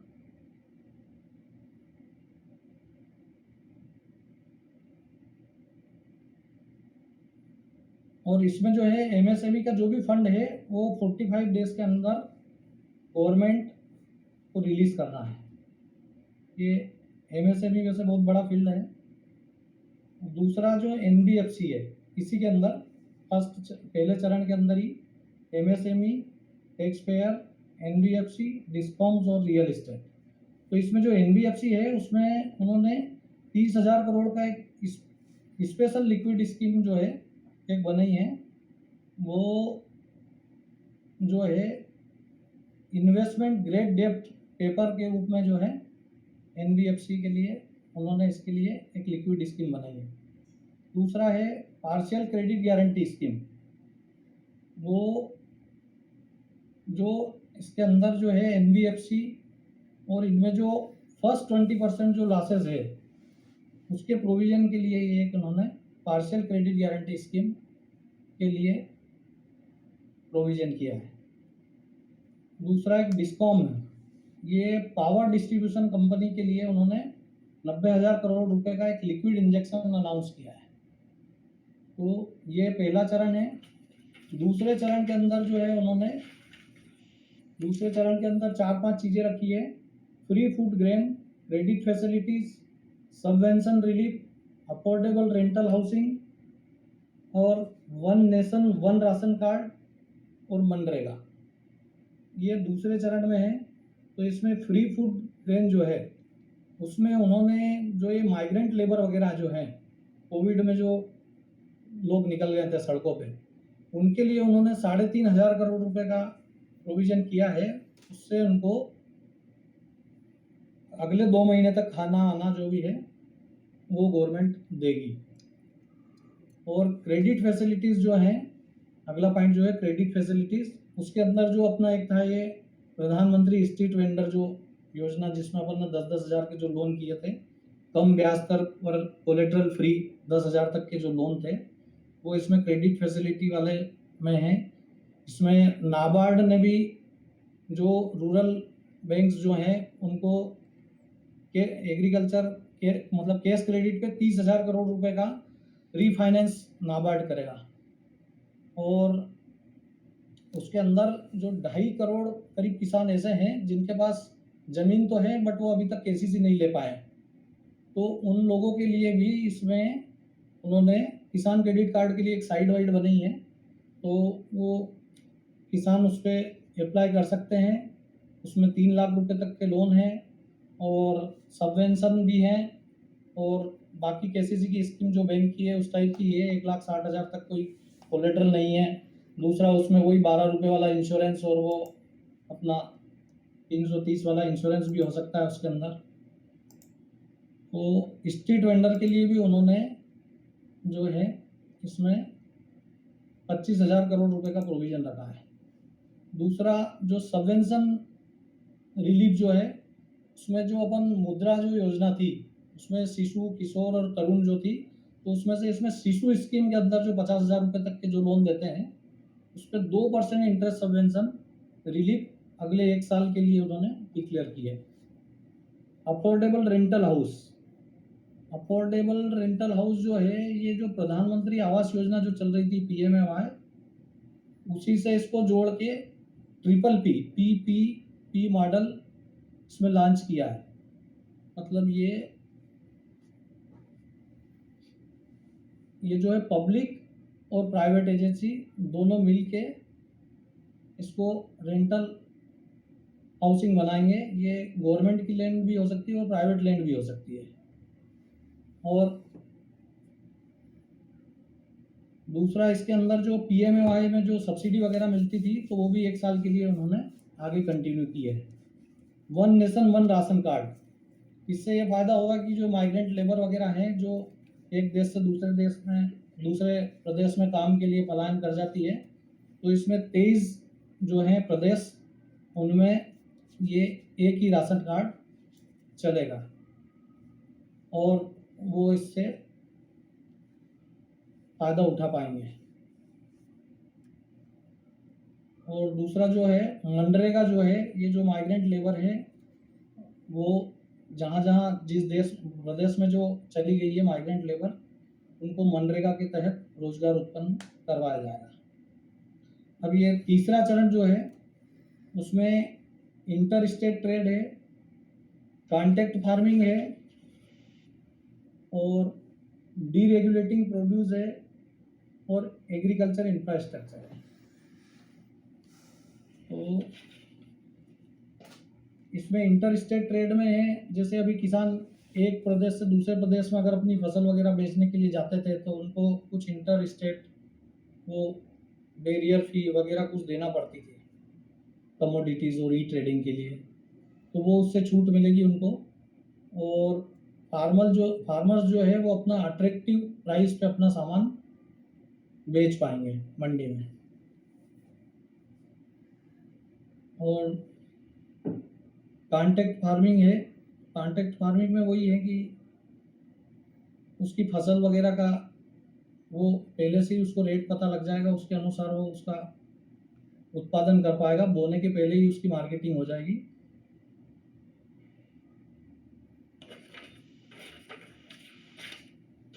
और 1.5 लाख करोड़ जो है ये फार्म इंफ्रास्ट्रक्चर और सपोर्ट लॉजिस्टिक, उसमें fish worker, livelihood farmers, vegetable growers, ये लोग हैं। और जो आखिरी और चौथा पॉइंट जो है वो उसमें डिफेंस, मिनरल्स, स्पेस, एविएशन और पावर, ये इतनी चीज़ें मुख्य रूप से शामिल हैं। उसमें डिफेंस में जो है FDI जो है 49% से 74% किया है। एक ऑर्डिनेंस फैक्ट्री बोर्ड जो होता है वो स्टॉक इम्प्रूव अटॉर्नी, उसमें उन्होंने कुछ चीज़ें जो अपन बाहर से खरीदते थे उनको कुछ उसमें बेंड किया है और वो अब मतलब भारत की ही बनी हुई यूज़ होगी। वेपन्स जो थे, कुछ वेपन्स को उन्होंने provision for bearing of import of some weapons and platform to indigenous defence production. और मिनरल्स जो हैं, ये जो कोल ब्लॉक्स जो हैं, उनको भी कुछ private sector would be allowed to bid for 50 coal blocks. Private players would also be allowed to undertake exploration activities. अगला है स्पेस, इसी चौथे चरण का पॉइंट स्पेस। इसमें इन्होंने space private involvement in space will be encouraged. इसमें इन्होंने और अगला जो है aviation, 6 more airport are up to aviation on private public partnership mode, PPP mode, triple P mode, private public partnership mode। तो उसमें जो है 6 एयरपोर्ट जो हैं वो, और बाकी जो है एडिशनल 12 एयरपोर्ट जो है वो प्राइवेट इन्वेस्टमेंट को इनवाइट किया है उसमें। और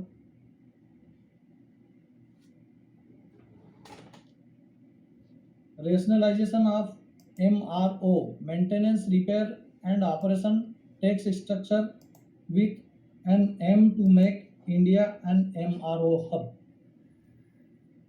और दूसरा जो है पावर जो है, power department, utilities and distribution companies would be privatized based on a new tariff policy to be announced। तो बस इतनी ही तैयारी मैं इस पर कर पाया।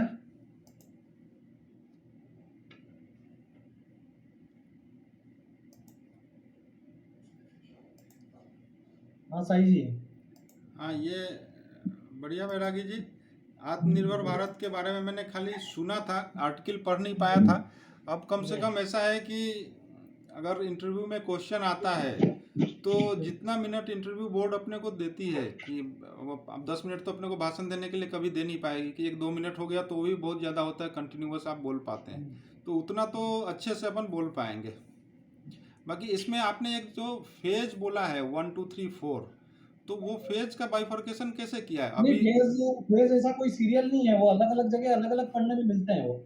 मतलब वो चारों फेज एक साथ लागू हो गया ऐसा कि कुछ ईयर वाइज डिवाइड कर दिया है?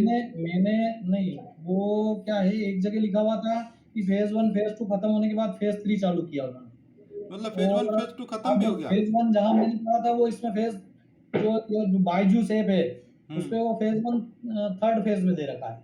अच्छा, हाँ ठीक है, अपन फेज वाला वो देख लेंगे, तो ये फेज का है क्या हाँ चक्कर।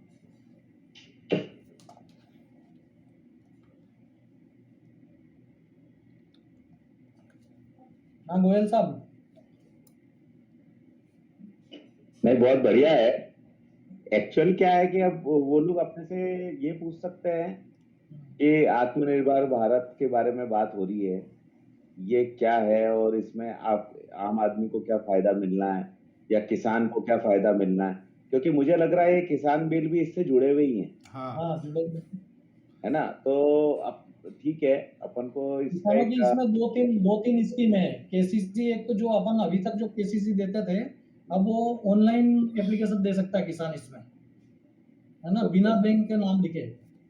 एप्लीकेशन डाउनलोड करेगा, एक इसकी ऑथोराइज साइट बनी हुई है, उससे एप्लीकेशन डाउनलोड करेगा, भरेगा और जहाँ उसका अकाउंट है वहाँ दे देगा और वो बैंक उसको एक्नॉलेजमेंट देगी। ये जो आप बात बोल रहे हैं ना, ये जो एग्रीकल्चर सेक्टर में टेक्निकल वो वाली बात, ये अपने जो चेयरमैन का जो 3rd क्वार्टर का स्पीच है जो मैंने शेयर किया था उसमें नहीं बोला मैंने, लेकिन वहाँ पे भी ये मेंशन किया हुआ था कि एग्रीकल्चर के सेक्टर में टेक्नोलॉजी का आप ज़्यादा इन्वॉल्वमेंट करना है और केवल केसीसी पे भी डिपेंड नहीं रहना है। इन्वेस्टमेंट जो वाला जो लोन होता है उसके ऊपर भी बैंक का फोकस है इसमें, तो वो इससे भी उन्होंने होगा। किसान सम्मान निधि भी है, 4-4 महीने में उसको किसान को 2-2 हजार रुपये देना है, तो 6,000 रुपये केंद्र सरकार देगी और उसी को मध्य प्रदेश सरकार ने भी आगे बढ़ाया, 4,000 रुपये मध्य प्रदेश सरकार भी देती है उसी अकाउंट में। तो इस तरीके से किसान को 10,000 रुपए साल के अलग से मिलते हैं इसमें। ये गवर्नमेंट ने शुरू किया है, कई स्टेट गवर्नमेंट ने चालू नहीं किया है, बाकी कुछ स्टेट गवर्नमेंट ने इसको लागू किया है। सर इसमें मेरा पीएलआई को लेकर के कुछ बन सकता है, प्रोडक्शन लिंक्ड इंसेंटिव। हाँ, प्रोडक्शन लिंक इंसेंटिव बन सकता है। नहीं, इसमें मेरे दिमाग में क्वेश्चन आता है कि आत्मनिर्भर भारत के उसमें स्टेट बैंक का क्या योगदान है? हाँ हाँ, ये आएगा ना, अपना अपना कंट्रीब्यूशन क्या रहेगा भारतीय स्टेट बैंक का? एक तो ये जो अभी क्रेडिट दिए ना इनको एमएसएमई वाले अकाउंट्स को, यस, क्या क्या दिए अपन ने, क्या क्या फायदा दिए? जीईसीएल चालू किया था ना उसमें, भाई एफआईटीएल और जीईसीएल, ये दो चीज अपने से पूछ सीएसीएल भी था सर, है ना, एफआईटीएल और जीईसीएल, हाँ, दो चीजें हैं। तो इसमें क्या किया है? सेकेंडली, आत्मनिर्भर भारत में जो पीएम स्ट्रीट वेंडर लोन दे रहे हैं हम 10,000 का, वो भी एसबीआई उसमें लीडर है और एसबीआई दे रहा है, वो भी एक काम कर रहा है। और क्या कर सकते हैं ये, थोड़ा सा इसके बारे में और पॉइंट, जैसे अभी अपना ये हो गया, एक एमएसएमई हो गया, एक स्ट्रीट वेंडर लोन हो गया, और क्या कर रहा है अपन ने इसमें? बैंक में जो राहत पैकेज जितने हैं वो बैंक के थ्रू ही, वो स्टेट हाँ, बैंक सारे बैंक के थ्रू गए। जो पहले माइग्रेंट लेबर को 500 रुपए दिए या किसान को 2,000 रुपए जा रहे हैं, ये सब बैंकों के थ्रू ही जा रहे हैं। लेबर वर्किंग कैपिटल असेसमेंट था अपन ने जून का, इसमें जो भी वो अपने अगर कितना दिया है भाई जी? उसमें 20% दिया ना। मार्जिन अगर आपने बढ़ा दिया है किसी को किसी कारण से, हाँ। तो उसको रिकवर कर सकते हैं। सेकेंडली उसका असेसमेंट फिर से करके और उसको थोड़ा सा नेक्स्ट रूप में लेकर के आ सकते हैं। तो लेकिन आवाज क्लियर नहीं है तिवारी जी, फिर से बताना जरा एक बार। हाँ, इसको चालू है 2000 लिबरलाइज वर्किंग कैपिटल जो था, मास तो क्या यार, आवाज भी काट रहा हूं। लिबरलाइज वर्किंग कैपिटल असेसमेंट, हाँ, जिसमें अपन ने अगर करना है, इंस्टॉलमेंट भी पेमेंट नहीं करना है, बाकी लोग स्पीकर बंद कर देंगे तो ठीक आएगी। लिबरलाइज तरीके से अपन ने किया था, जिसमें एक तो आपका मार्जिन आप कम कर सकते हो। सपोज किसी का 25% मार्जिन है तो आपको 15% कर सकते हो। अगर लिमिट में या इसका रिसीवेबल्स के अगेंस्ट 40% है तो 25% कर सकते हो। और अगर मान लिया किसी आदमी ने अपना, जैसे प्रोजेक्शंस के बेसिस पे अपन असेसमेंट जनरली करते हैं वर्किंग कैपिटल का, जिसमें ये रहता है कि आपको 15% ट्रेडिंग के मामले में और 31.25 मतलब 25% आपका मैन्युफैक्चरिंग के मामले में अपन देते हैं। वहाँ इसको भी रिलैक्स किया था। वहाँ पर आपको असेसमेंट फिर से करना है, अगर कहीं स्ट्रेस नजर आता है तो आप उसको एडिशनल फंड दे सकते थे, but that is applicable up to June only. June के बाद वो बंद हो गया। तीसरी चीज ये है कि रिस्ट्रक्चरिंग में हमने काफ़ी कुछ अकाउंट कवर किए हैं। तो रिस्ट्रक्चरिंग एक मेजर हमारा वो था स्टेप, जिसमें 2019-20 में हम लेके आए, फिर 20-21 में लेके आए। अभी 21-22 का रिस्ट्रक्चरिंग अभी उसमें इंस्ट्रक्शन नहीं आए, लेकिन 19-20 और 20-21 में रिस्ट्रक्चरिंग किया है, जिसमें बेनिफिट जो मिल रहा है वो एक तो ये मिल रहा है कि जो भी ओवरड्यू इंटरेस्ट है आइदर इन सीसी लिमिट और term loan, that can be funded by FITL. तो एफआईटीएल उसमें ओपन होगा। सेकेंड चीज, अगर मान ली जाए कोई आपके पास शॉर्टफॉल इन डीपी है, सपोज आपका आउटस्टैंडिंग 50 लाख रुपए है और आपके पास स्टॉक और रिसीवेबल्स की पोजीशन मिला करके से कि 30 लाख रुपए आ रहा है, तो सिंडिकेटर्स उसमें से घटाएंगे तो 25 रह गया। तो वो 25 तक की तो आपको डीपी कवर हो गई, लेकिन रिमेनिंग 25 की डीपी आपको कवर नहीं हो रही, जिसकी वजह से वो अकाउंट इरेगुलर रहता है। तो वो 25 आप कार्व आउट करके WCTL 1 में कन्वर्ट कर सकते हो।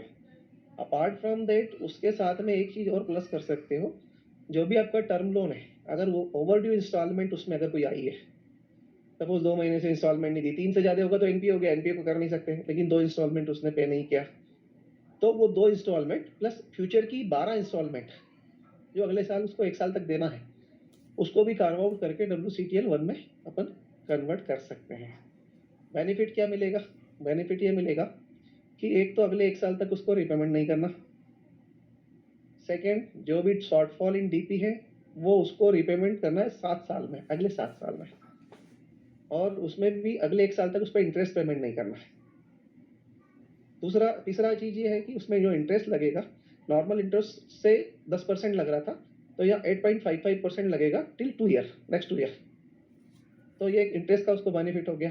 प्रोसेसिंग उसको नहीं लेना था।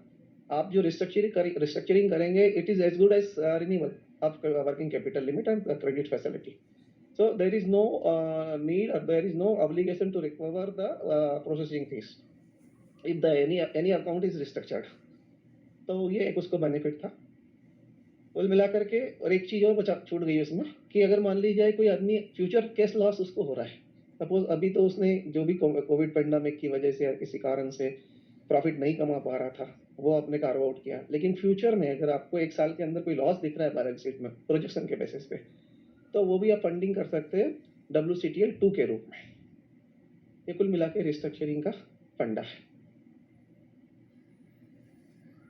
इसमें एक चीज और बताओ ना, जो FITL लोन दिया था हमने, हाँ, वो कितने समय के लिए है?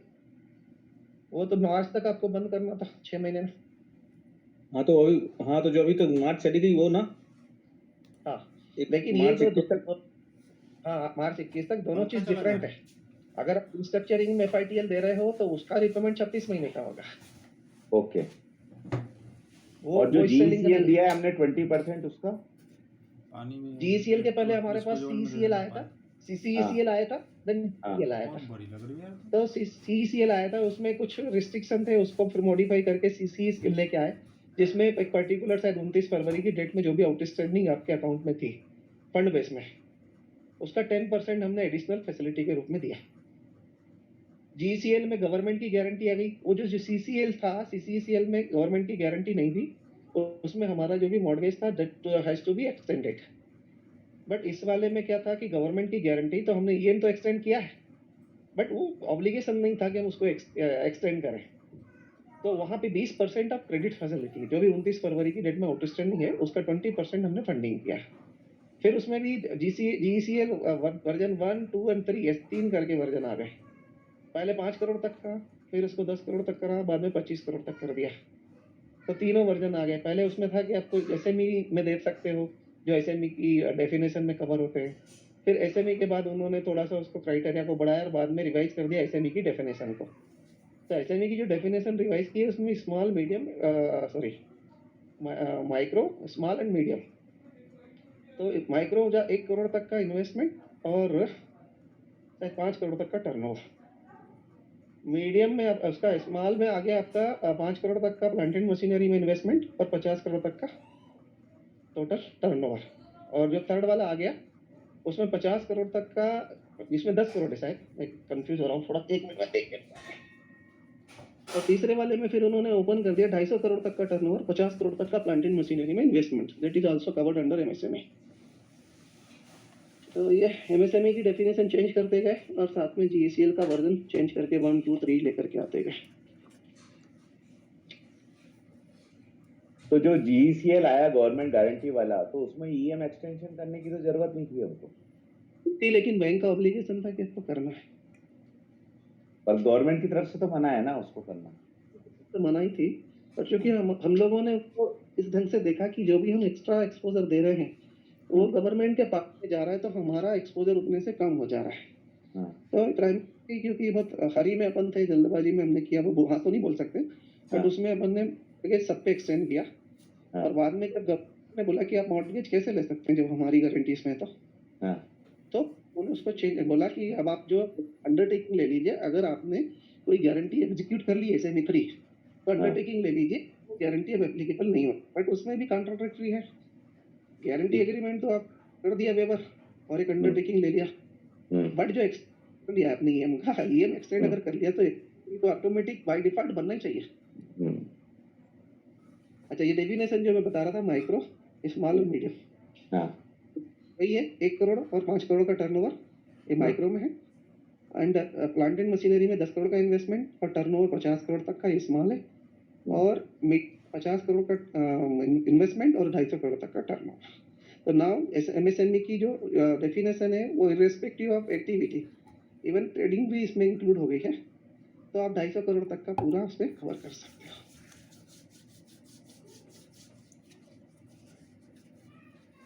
अच्छा, एक चीज और बताइए ना तिवारी जी, अगर मान लीजिए किसी ने FITL लोन नहीं भरा, 31 मार्च तक नहीं किया, तो क्या आपको NPA करना है कि आप उसकी जो CC लिमिट है उसमें इतना आप कम DP कम करके क्या करेंगे, उसका क्या नियम करना है? अगर ऑफ द रिकॉर्ड पूछे हैं, अगर सीसी में उसके पास लिमिट बकाया है, हाँ, आप उठाकर डाल दिए, सभी जगह डाल दिया, सो दैट अकाउंट NPA बच जाए। CC में नहीं है, फुल सैलरी CC, तो आप NPA डिक्लेयर करना पड़ेगा आपको, लेकिन उसमें भी वही 90 डेज का क्लॉज तो एप्लीकेबल होगा कि ड्यू डेट इसकी 31 मार्च थी, एंड ऑफ द 30 टर्म। जून को जाके होगा। हाँ, 30 जून को होना चाहिए। ओके, ये आज ही पूछा होगा ऑडिटर ने। नहीं नहीं, ये तो मैं इसलिए पूछ रहा हूँ कि मेरे को ही समझ नहीं आ रहा है कि क्या FITL अभी जब बहुत प्रेशर किया कि बंद कराओ बंद कराओ बंद कराओ, तो एक हमारा खाता नहीं हो रहा था बंद, तो मैंने ये पूछा, मैंने कहा ये बताओ इतनी प्रेशर क्यों डाल रहे हो इसको बंद कराने का? तो बोले नहीं सर, ये 31 मार्च तक का था। मैंने कहा नहीं करेगा तो क्या करोगे तुम उसको? तो फिर वो मेरे को बोले कि फिर अपने को उससे सिक्योरिटी लेनी पड़ेगी। मैंने कहा सिक्योरिटी देनी होती तो अपन ने घर बैठे उसको दिया जबरदस्ती, अब आप उससे आज सिक्योरिटी कैसे मांग सकते हो? तो मेरे मेरे मन में क्वेश्चन था कि इसको अपन कैसे अकाउंट फॉर करेंगे। हालांकि बंद हो गए, ठीक है, क्योंकि अपने से रिलेटेड अगर आएगा क्वेश्चन तो तिवारी जी से पूछ सकते, तिवारी जी भगवान है SME के, हाँ, अपन तो पुजारी लोग हैं ना छोटे, तो अपने को FITL GECL से ज्यादा नहीं पूछेगा वो। हम लोग तो गांव खेड़ के आदमी एग्रीकल्चर पूछ रहा हूँ, ऐसी में नहीं बता पाए। लसन प्याज का भाव आपसे पूछेगा। ऐसा नहीं, कलेक्टर साहब हो आप, इंदौर के कलेक्ट्रेट ब्रांच में हो, गांव खेड़े नहीं बोल सकते आप।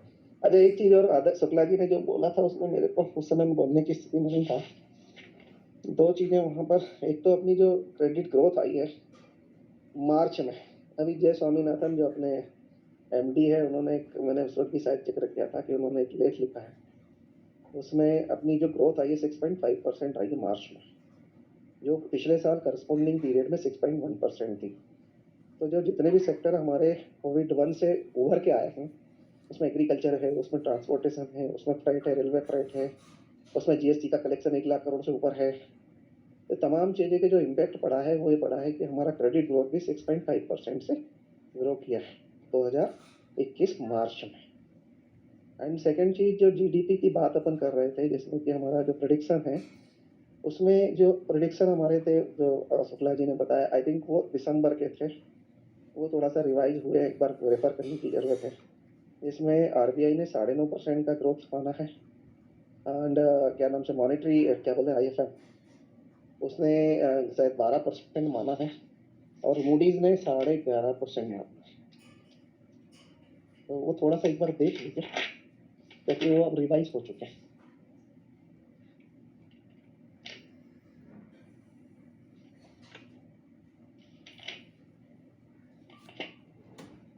हाँ सुमन, नेक्स्ट कौन? यस सर, अब 4th टॉपिक पे अपन आ जाते हैं। कोविड का इम्पैक्ट इंडियन इकोनॉमी पे क्या है? Impact of covid on Indian economy, ये अपूर्व वैष्णव सर प्रेजेंट करेंगे। तो अपूर्व सर है ना? Yes sir, Apoorv sir. Hello. Yes yes sir. Sir हूँ तो सही में, लेकिन अभी क्या है कि जो मेरे हिसाब से जो कोविड का पेंडेमिक का जो इफेक्ट है, वो पहले तक अगर अपन बात करें तो पहला जैसे कह रहे थे कि सेकंड क्वार्टर और थर्ड क्वार्टर में भी शेप ग्रोथ आ गई है, लेकिन अभी तो अगर आप देखेंगे, अगर अपन जब तक इंटरव्यू में जाएंगे तो सब नेगेटिविटी ही आ गई होगी। तो कुछ मुझे सच कोई बहुत ज़्यादा उसमें लगा नहीं कि क्या रहेगा इकोनॉमी पे जो ग्रोथ है जैसा। और सबसे बड़ी बात है कि जितना भी अपने भाई पॉलिसी गाइडलाइन में डिस्कशन हुआ और बाकी में भी हुआ, तो वो सारी इकोनॉमी के ऊपर ही सारी बात थी, तो वो बहुत ज़्यादा बचा नहीं उसमें अपने को डिस्कशन करने के लिए।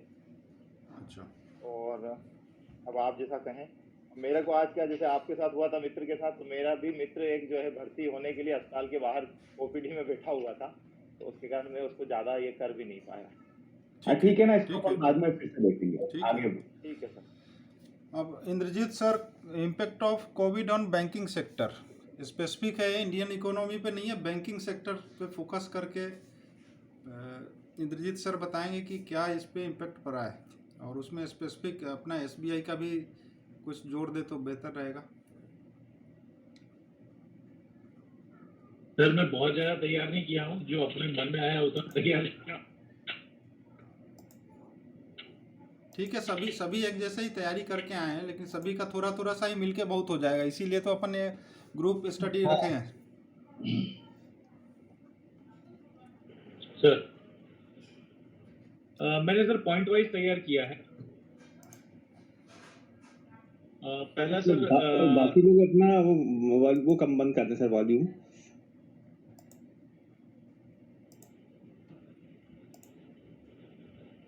सर मैंने पॉइंट वाइज तैयार किया है और गलती से इंग्लिश में तैयार किया है। ठीक है, समझने जितना मैं समझने की पढ़ा कोशिश हूँ, करेंगे, उसके कोई हिसाब बात से, नहीं। हाँ सर समझने की कोशिश करेंगे हम लोग, थोड़ा बहुत इंग्लिश समझ लेंगे, कोई बात नहीं।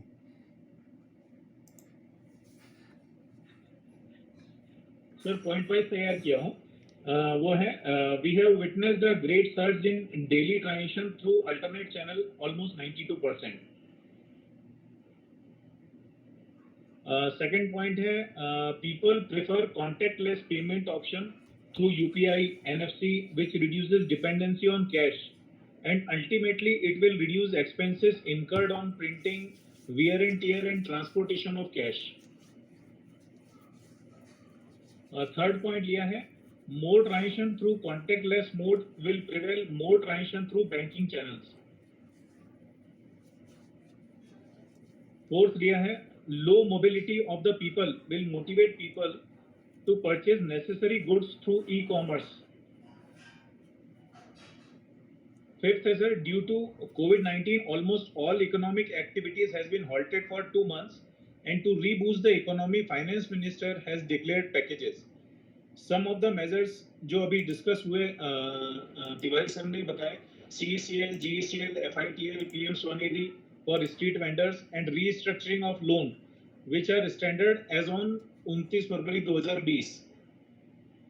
Sixth has in CECL and GECL there is a moratorium for 12-month period. So the main impact of economy slowdown will be visible on banking sector after 12 month of moratorium. जब इन loans का जो है हो सकता है repayment में जो है तकलीफ आएगी, तब बैंकिंग सेक्टर में NPA बढ़ेगा. Expectation of expert that there will be 12% NPA in September 2021. Even sir मैं किसी और जगह पढ़ रहा था, तो जहाँ पर उनका पब्लिक सेक्टर बैंक्स का ग्रॉस NPA रेशो जो कि सितंबर में 9.7% था, वो मान रहे हैं कि वो करीब 16.2% हो जाएगा सितंबर 21 तक. Eighth is the impact of COVID on bankers is that expenses on training, workshop has been reduced due to webinars, जिसको हमने webinars वगैरह और इससे जो है कवर अप करने की कोशिश करी है, जहाँ पे जो है बैंक्स का एम्प्लॉयज का नुकसान ना हो, लेकिन बैंक को इन चीज़ों पे एक्सपेंसेस जो है वो कम करने पड़ रहे हैं. In some offices, staff has been directed to work from home. और अगर हम कॉल सेंटर्स वगैरह इन पर अगर इसको अप्लाई करेंगे तो काफ़ी सारा जो है वो ऑफिस स्पेस वगैरह के जो एक्सपेंसेस हैं उसको रिड्यूस कर सकते हैं. Staff is more aware about hygiene at workplace and inclined to more immune. Our HR department has taken remarkable initiative to safeguard health and hygiene of our workforce. Advances के मामले में passenger vehicle segment में हम लोगों ने बहुत अच्छा business जो है बुक किया है, क्योंकि लोग जो है वो शेयरिंग बेसिस पे जो है ट्रैवल करने को अवॉइड कर रहे हैं. ड्यू टू कोविड-19 ट्रांजैक्शनल बिहेवियर में भी काफ़ी चेंज आया है, जिसकी वजह से पर ट्रांजैक्शन कॉस्ट जो है वो बैंक का काफ़ी कम हो गया है. और जो मेन जो प्रॉब्लम अभी बैंकिंग सेक्टर को आएगा वो आएगा जो सर्ज इन NPA होगा, मतलब जब NPA में जो एक विस्फोट होगा तब बैंकिंग सेक्टर में जो है स्लो डाउन हमको देखने को मिलेगा. इतना ही तैयार किया हूँ सर. सर बहुत अच्छा तैयार किया, इसको हमें उसमें ग्रुप में डालिएगा, इसका जरा जो भी होगा बुलेट पॉइंट ही डाल दीजिएगा. नहीं, मैंने वैसे इसको रिकॉर्ड किया है, मैं कोशिश करूंगा कि इसको शेयर कर मेरे दूं को एक पूरा. क्वेश्चन इंद्रजीत की बात सुनने के बाद दिमाग में आता है कि अगर ये आंसर हम या इस टाइप का कोई आंसर देते हैं तो एक क्वेश्चन आता है कि गाइडेंस कह रहा है, आरबीआई कह रहा है, सारे एजेंसीज कह रही हैं कि हमारा सितंबर में एनपीए 16%, 17% तक पहुंच जाएगा। तो उसके लिए क्या क्या एफर्ट हमको करने चाहिए कि हमारा वो एनपीए ना बढ़ पाए? अभी तो ज्यादा एफर्ट करो ही मत सर अगेन गोयल साहब। अभी तो जो उसके एफर्ट लिए कर रहे हैं ना, उनके हाल देख रहे हैं अपन। उसका पॉजिटिव आंसर ये दे सकते हैं, नया फाइनेंस कर दें बहुत ज़्यादा, तो परसेंटेज जो है वो कम हो जाएगा। ये एक सर आंसर अच्छा है। मेरी तरफ से हाँ सर मेरा एक सजेशन है कि restructuring may be the option. हाँ, ठीक है, बढ़िया।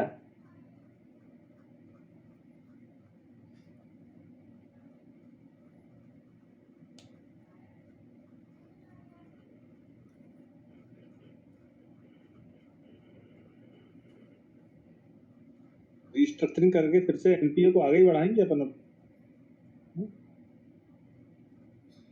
फ्यूचर के लिए नया एनपीए। हाँ ऑब्वियसली हाँ एक्चुअली नियर टर्म में तो हम एटलीस्ट कहीं ना कहीं परसेंटेज को जो है लो रख पा रहे हैं। ये तो विंडो ड्रेसिंग टाइप का हो जाएगा। हम तो फार्मा सेक्टर में खूब सारा फाइनेंस करेंगे जो अच्छा काम कर रही है कोविड टाइम पे, और हॉस्पिटल्स के लिए लोन्स वगैरह का स्कोप देखेंगे। और हेल्थ 2 इंश्योरेंस पॉइंट तो अच्छे आ कंपनीज को गए, फाइनेंस और करेंगे। भी बताओ कोई।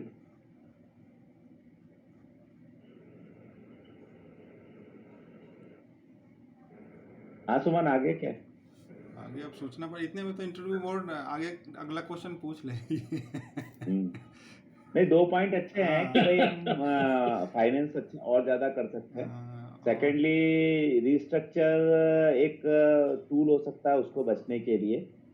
और थर्ड, हम ये बोल सकते हैं कि हम जो अभी हमारे हमको लगता है कि स्ट्रेस में है खाते, उनका फॉलो अप या उनसे बात करके देखें उनका वे आउट क्या निकाल सकते हैं, कुछ सिक्योरिटी नहीं वो दे सकते हैं, इस टाइप से अपन कुछ बात कर सकते हैं।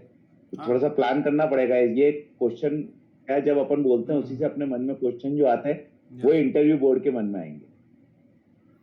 इसमें क्या प्रॉब्लम हो रही है कि जब हम सीसीसीएल दिया था तब वो 24 महीने के लिए, मतलब सीसीएल अपन ने 24 महीने के लिए दिया। हाँ। फिर सीसीएल दिए तो 36 महीने के लिए दिए। फिर हमने जीसीएल लेके आए तो हमने 1 साल का मॉरिटोरियम पीरियड दे दिया, साथ में उसको 3 साल, बाद में 4 साल और 5 साल बढ़ा दिया। तो और दूसरी चीज क्या हो गई है कि जो 10% और 20% दोनों हमने जब दे दिए तो ये हो गया 30%। ये बड़ा अमाउंट, सब्सटेंशियल अमाउंट है। और उसका रिपेमेंट एक अच्छे इंडस्ट्री तो पॉसिबल। ये मॉरिटोरियम पीरियड सभी का अगस्त सितंबर में खत्म हो जाएगा, अक्टूबर तक ज्यादा हो जाएगा। तो रिस्ट्रक्चरिंग एक हो सकता कि उसी केवल आप अंदर ऑन कर सकते हो। एंड सेकेंड चीज वो अपडेट कर चुके, WC1 दे चुके हैं, एंड देन कुछ चुके या जीसीएल में वो नेचर ऑफ फैसिलिटी चेंजेस नहीं होने वाला, सिवाय इसके कि आप उसमें 4 साल दे रहे हो, उसकी 7 साल नॉर्मल 7 साल तो इमीडिएट थोड़ा सा स्ट्रेस कम दिखे। बट इसके अलावा भी विकल्प को देखना पड़ेंगे जिसकी वजह से पेमेंट टाइमली या तो हो या उसको। अब एक चीज और है कि लोग, बहुत सारे लोग पिक पेमेंट से रिलेटेड हैं और पिछले 4-5 महीने में एकदम जबरदस्त होता है, वेटिंग लंबी लंबी चल रही है। तो इसका से रिलेटेड नहीं हूँ, तो ये हमारे एसएमई कार और सेगमेंट का कार लोन पे क्या इम्पैक्ट पड़ता है, तो भी एक बार देखिए। इसमें सरासर एक मेरे को अभी ध्यान आया कि ब्रांच लेवल पे यदि वो पूछते हैं, बड़े लेवल पे तो नहीं, ब्रांच लेवल पे एक काम कर सकते हैं या रीजनल लेवल पे कि जो उस एरिया के इंडस्ट्री एक्सपर्ट्स होंगे उनको इनवाइट करके, जो हमारे अच्छे कस्टमर्स हैं जो अच्छे अभी तक बिजनेस कर रहे थे और कोविड के कारण डाउन हो गए हैं और उनकी संभावना है कि वो एनपीए की तरफ जा सकता है आने वाले टाइम पे, तो उन सब का एक कोई सेमिनार टाइप का रख सकते हैं जिसमें वो गाइड कर सकते हैं इंडस्ट्री एक्सपर्ट्स, क्योंकि आज की तारीख में हम देखते हैं कि कोई ज़रूरी नहीं कि आज जो पेन बना रहा है कल भी पेन बेचेगा। सपोज करो हमने कोई किसी को होटल इंडस्ट्री के लिए दे रखा था कोई फाइनेंस, अब वो जीवन पर्यंत ऐसा जरूरी नहीं कि होटल इंडस्ट्री में ही काम करे। होटल इंडस्ट्री के अलावा भी यदि उसको कुछ ऐसा अपॉर्चुनिटी लगता है कि इस एरिया में जो एक्सपर्ट बताते हैं कि इसमें यदि हम अभी इस सेक्टर में जाते हैं तो हमारा बेनिफिट हो सकता है, क्योंकि ये कोविड के बाद बिजनेस का करने का तरीका बदल गया है, तो उसमें से हो सकता है 5-10% कुछ ऐसे जो अपने क्लाइंट होंगे वो नया अपॉर्चुनिटी देखेंगे और उस दिशा में जाएंगे, तो उनको हम फिर फाइनेंस दे सकते हैं उस सेक्टर के लिए। तो एटलीस्ट उनका एक बिजनेस अगर अच्छा हो गया तो दूसरों को भी कहीं ना कहीं धीरे धीरे सपोर्ट मिल सकता है। हालांकि ये रिटेल में है, पॉसिबल है, कॉर्पोरेट में तो कॉर्पोरेट के पास सब कुछ अपना रहता है, क्योंकि डाइवर्सिफिकेशन भी जाता है जब कुछ बिग हो, प्लान हो, इसलिए ऐसे में पहले नहीं है और वो डाइवर्सिफिकेशन जाएगा तो वो पॉसिबिलिटी जाता है बजाय सक्सेस की। और दूसरी चीज़ ये है कि भी जनरली से नए प्रपोजल को यहाँ पे आपका एक्सपीरियंस तो वो थोड़ा सा मुझे इतना फिजिबल नहीं। एक चीज को मैं लगता है इम्पोर्टेंट है कि जिस तरह से हम स्ट्रक्चरिंग बोलते हैं कि वेवर दिया है, उसी तरह से कुछ न कुछ रीपेमेंट आपको स्टार्ट इंटरेस्ट वेवर का बताना, ऐसा कुछ स्थिति हो सकता है। वो जितो दोनों तीनों लोन को मिलाकर एक लोन फिर से दे दें हम उसको 7 साल के लिए इंस्टॉलमेंट कम करके, वो वही मेरे को रास्ता दिखता है। और कोई क्योंकि अमाउंट बहुत बढ़ा दिया है हमने, लगभग 30%, 20 से 30% के एक्सपोजर बढ़ाया है हमने उसका। बिल्कुल सही कह रहे हैं।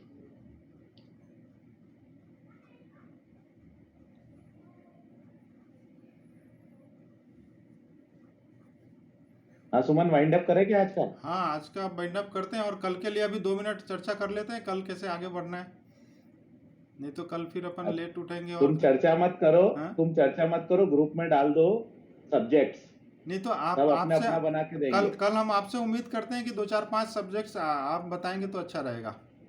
हाँ तो मैं अभी थोड़ी देर में या कल सुबह डाल दूंगा, हाँ। 8-9 बजे। हाँ ठीक है, दो सब्जेक्ट मैं कल ले लूंगा। हाँ तो बाकी सब्जेक्ट्स अपन ग्रुप में शेयर कर देंगे, और जैसे आज सेलेक्ट किए थे वैसे ही सभी अपने लोग अपने अपने हिसाब हाँ से सब अपनी तरफ से डाल दीजिए उसमें जो आप कर सकते हो। हाँ फिर अपन देख लेंगे, उसमें कोई ऐसा वो नहीं है। हाँ। सब अपनी तरफ से डाल दीजिए। सही है। देखो 2-3 चीजें मैं यहाँ कहना चाह रहा हूँ। सबसे पहले तो सबको बधाई हो कि आप जेडओएस में आ गए हैं, आपने पहला रास्ता पार कर लिया है।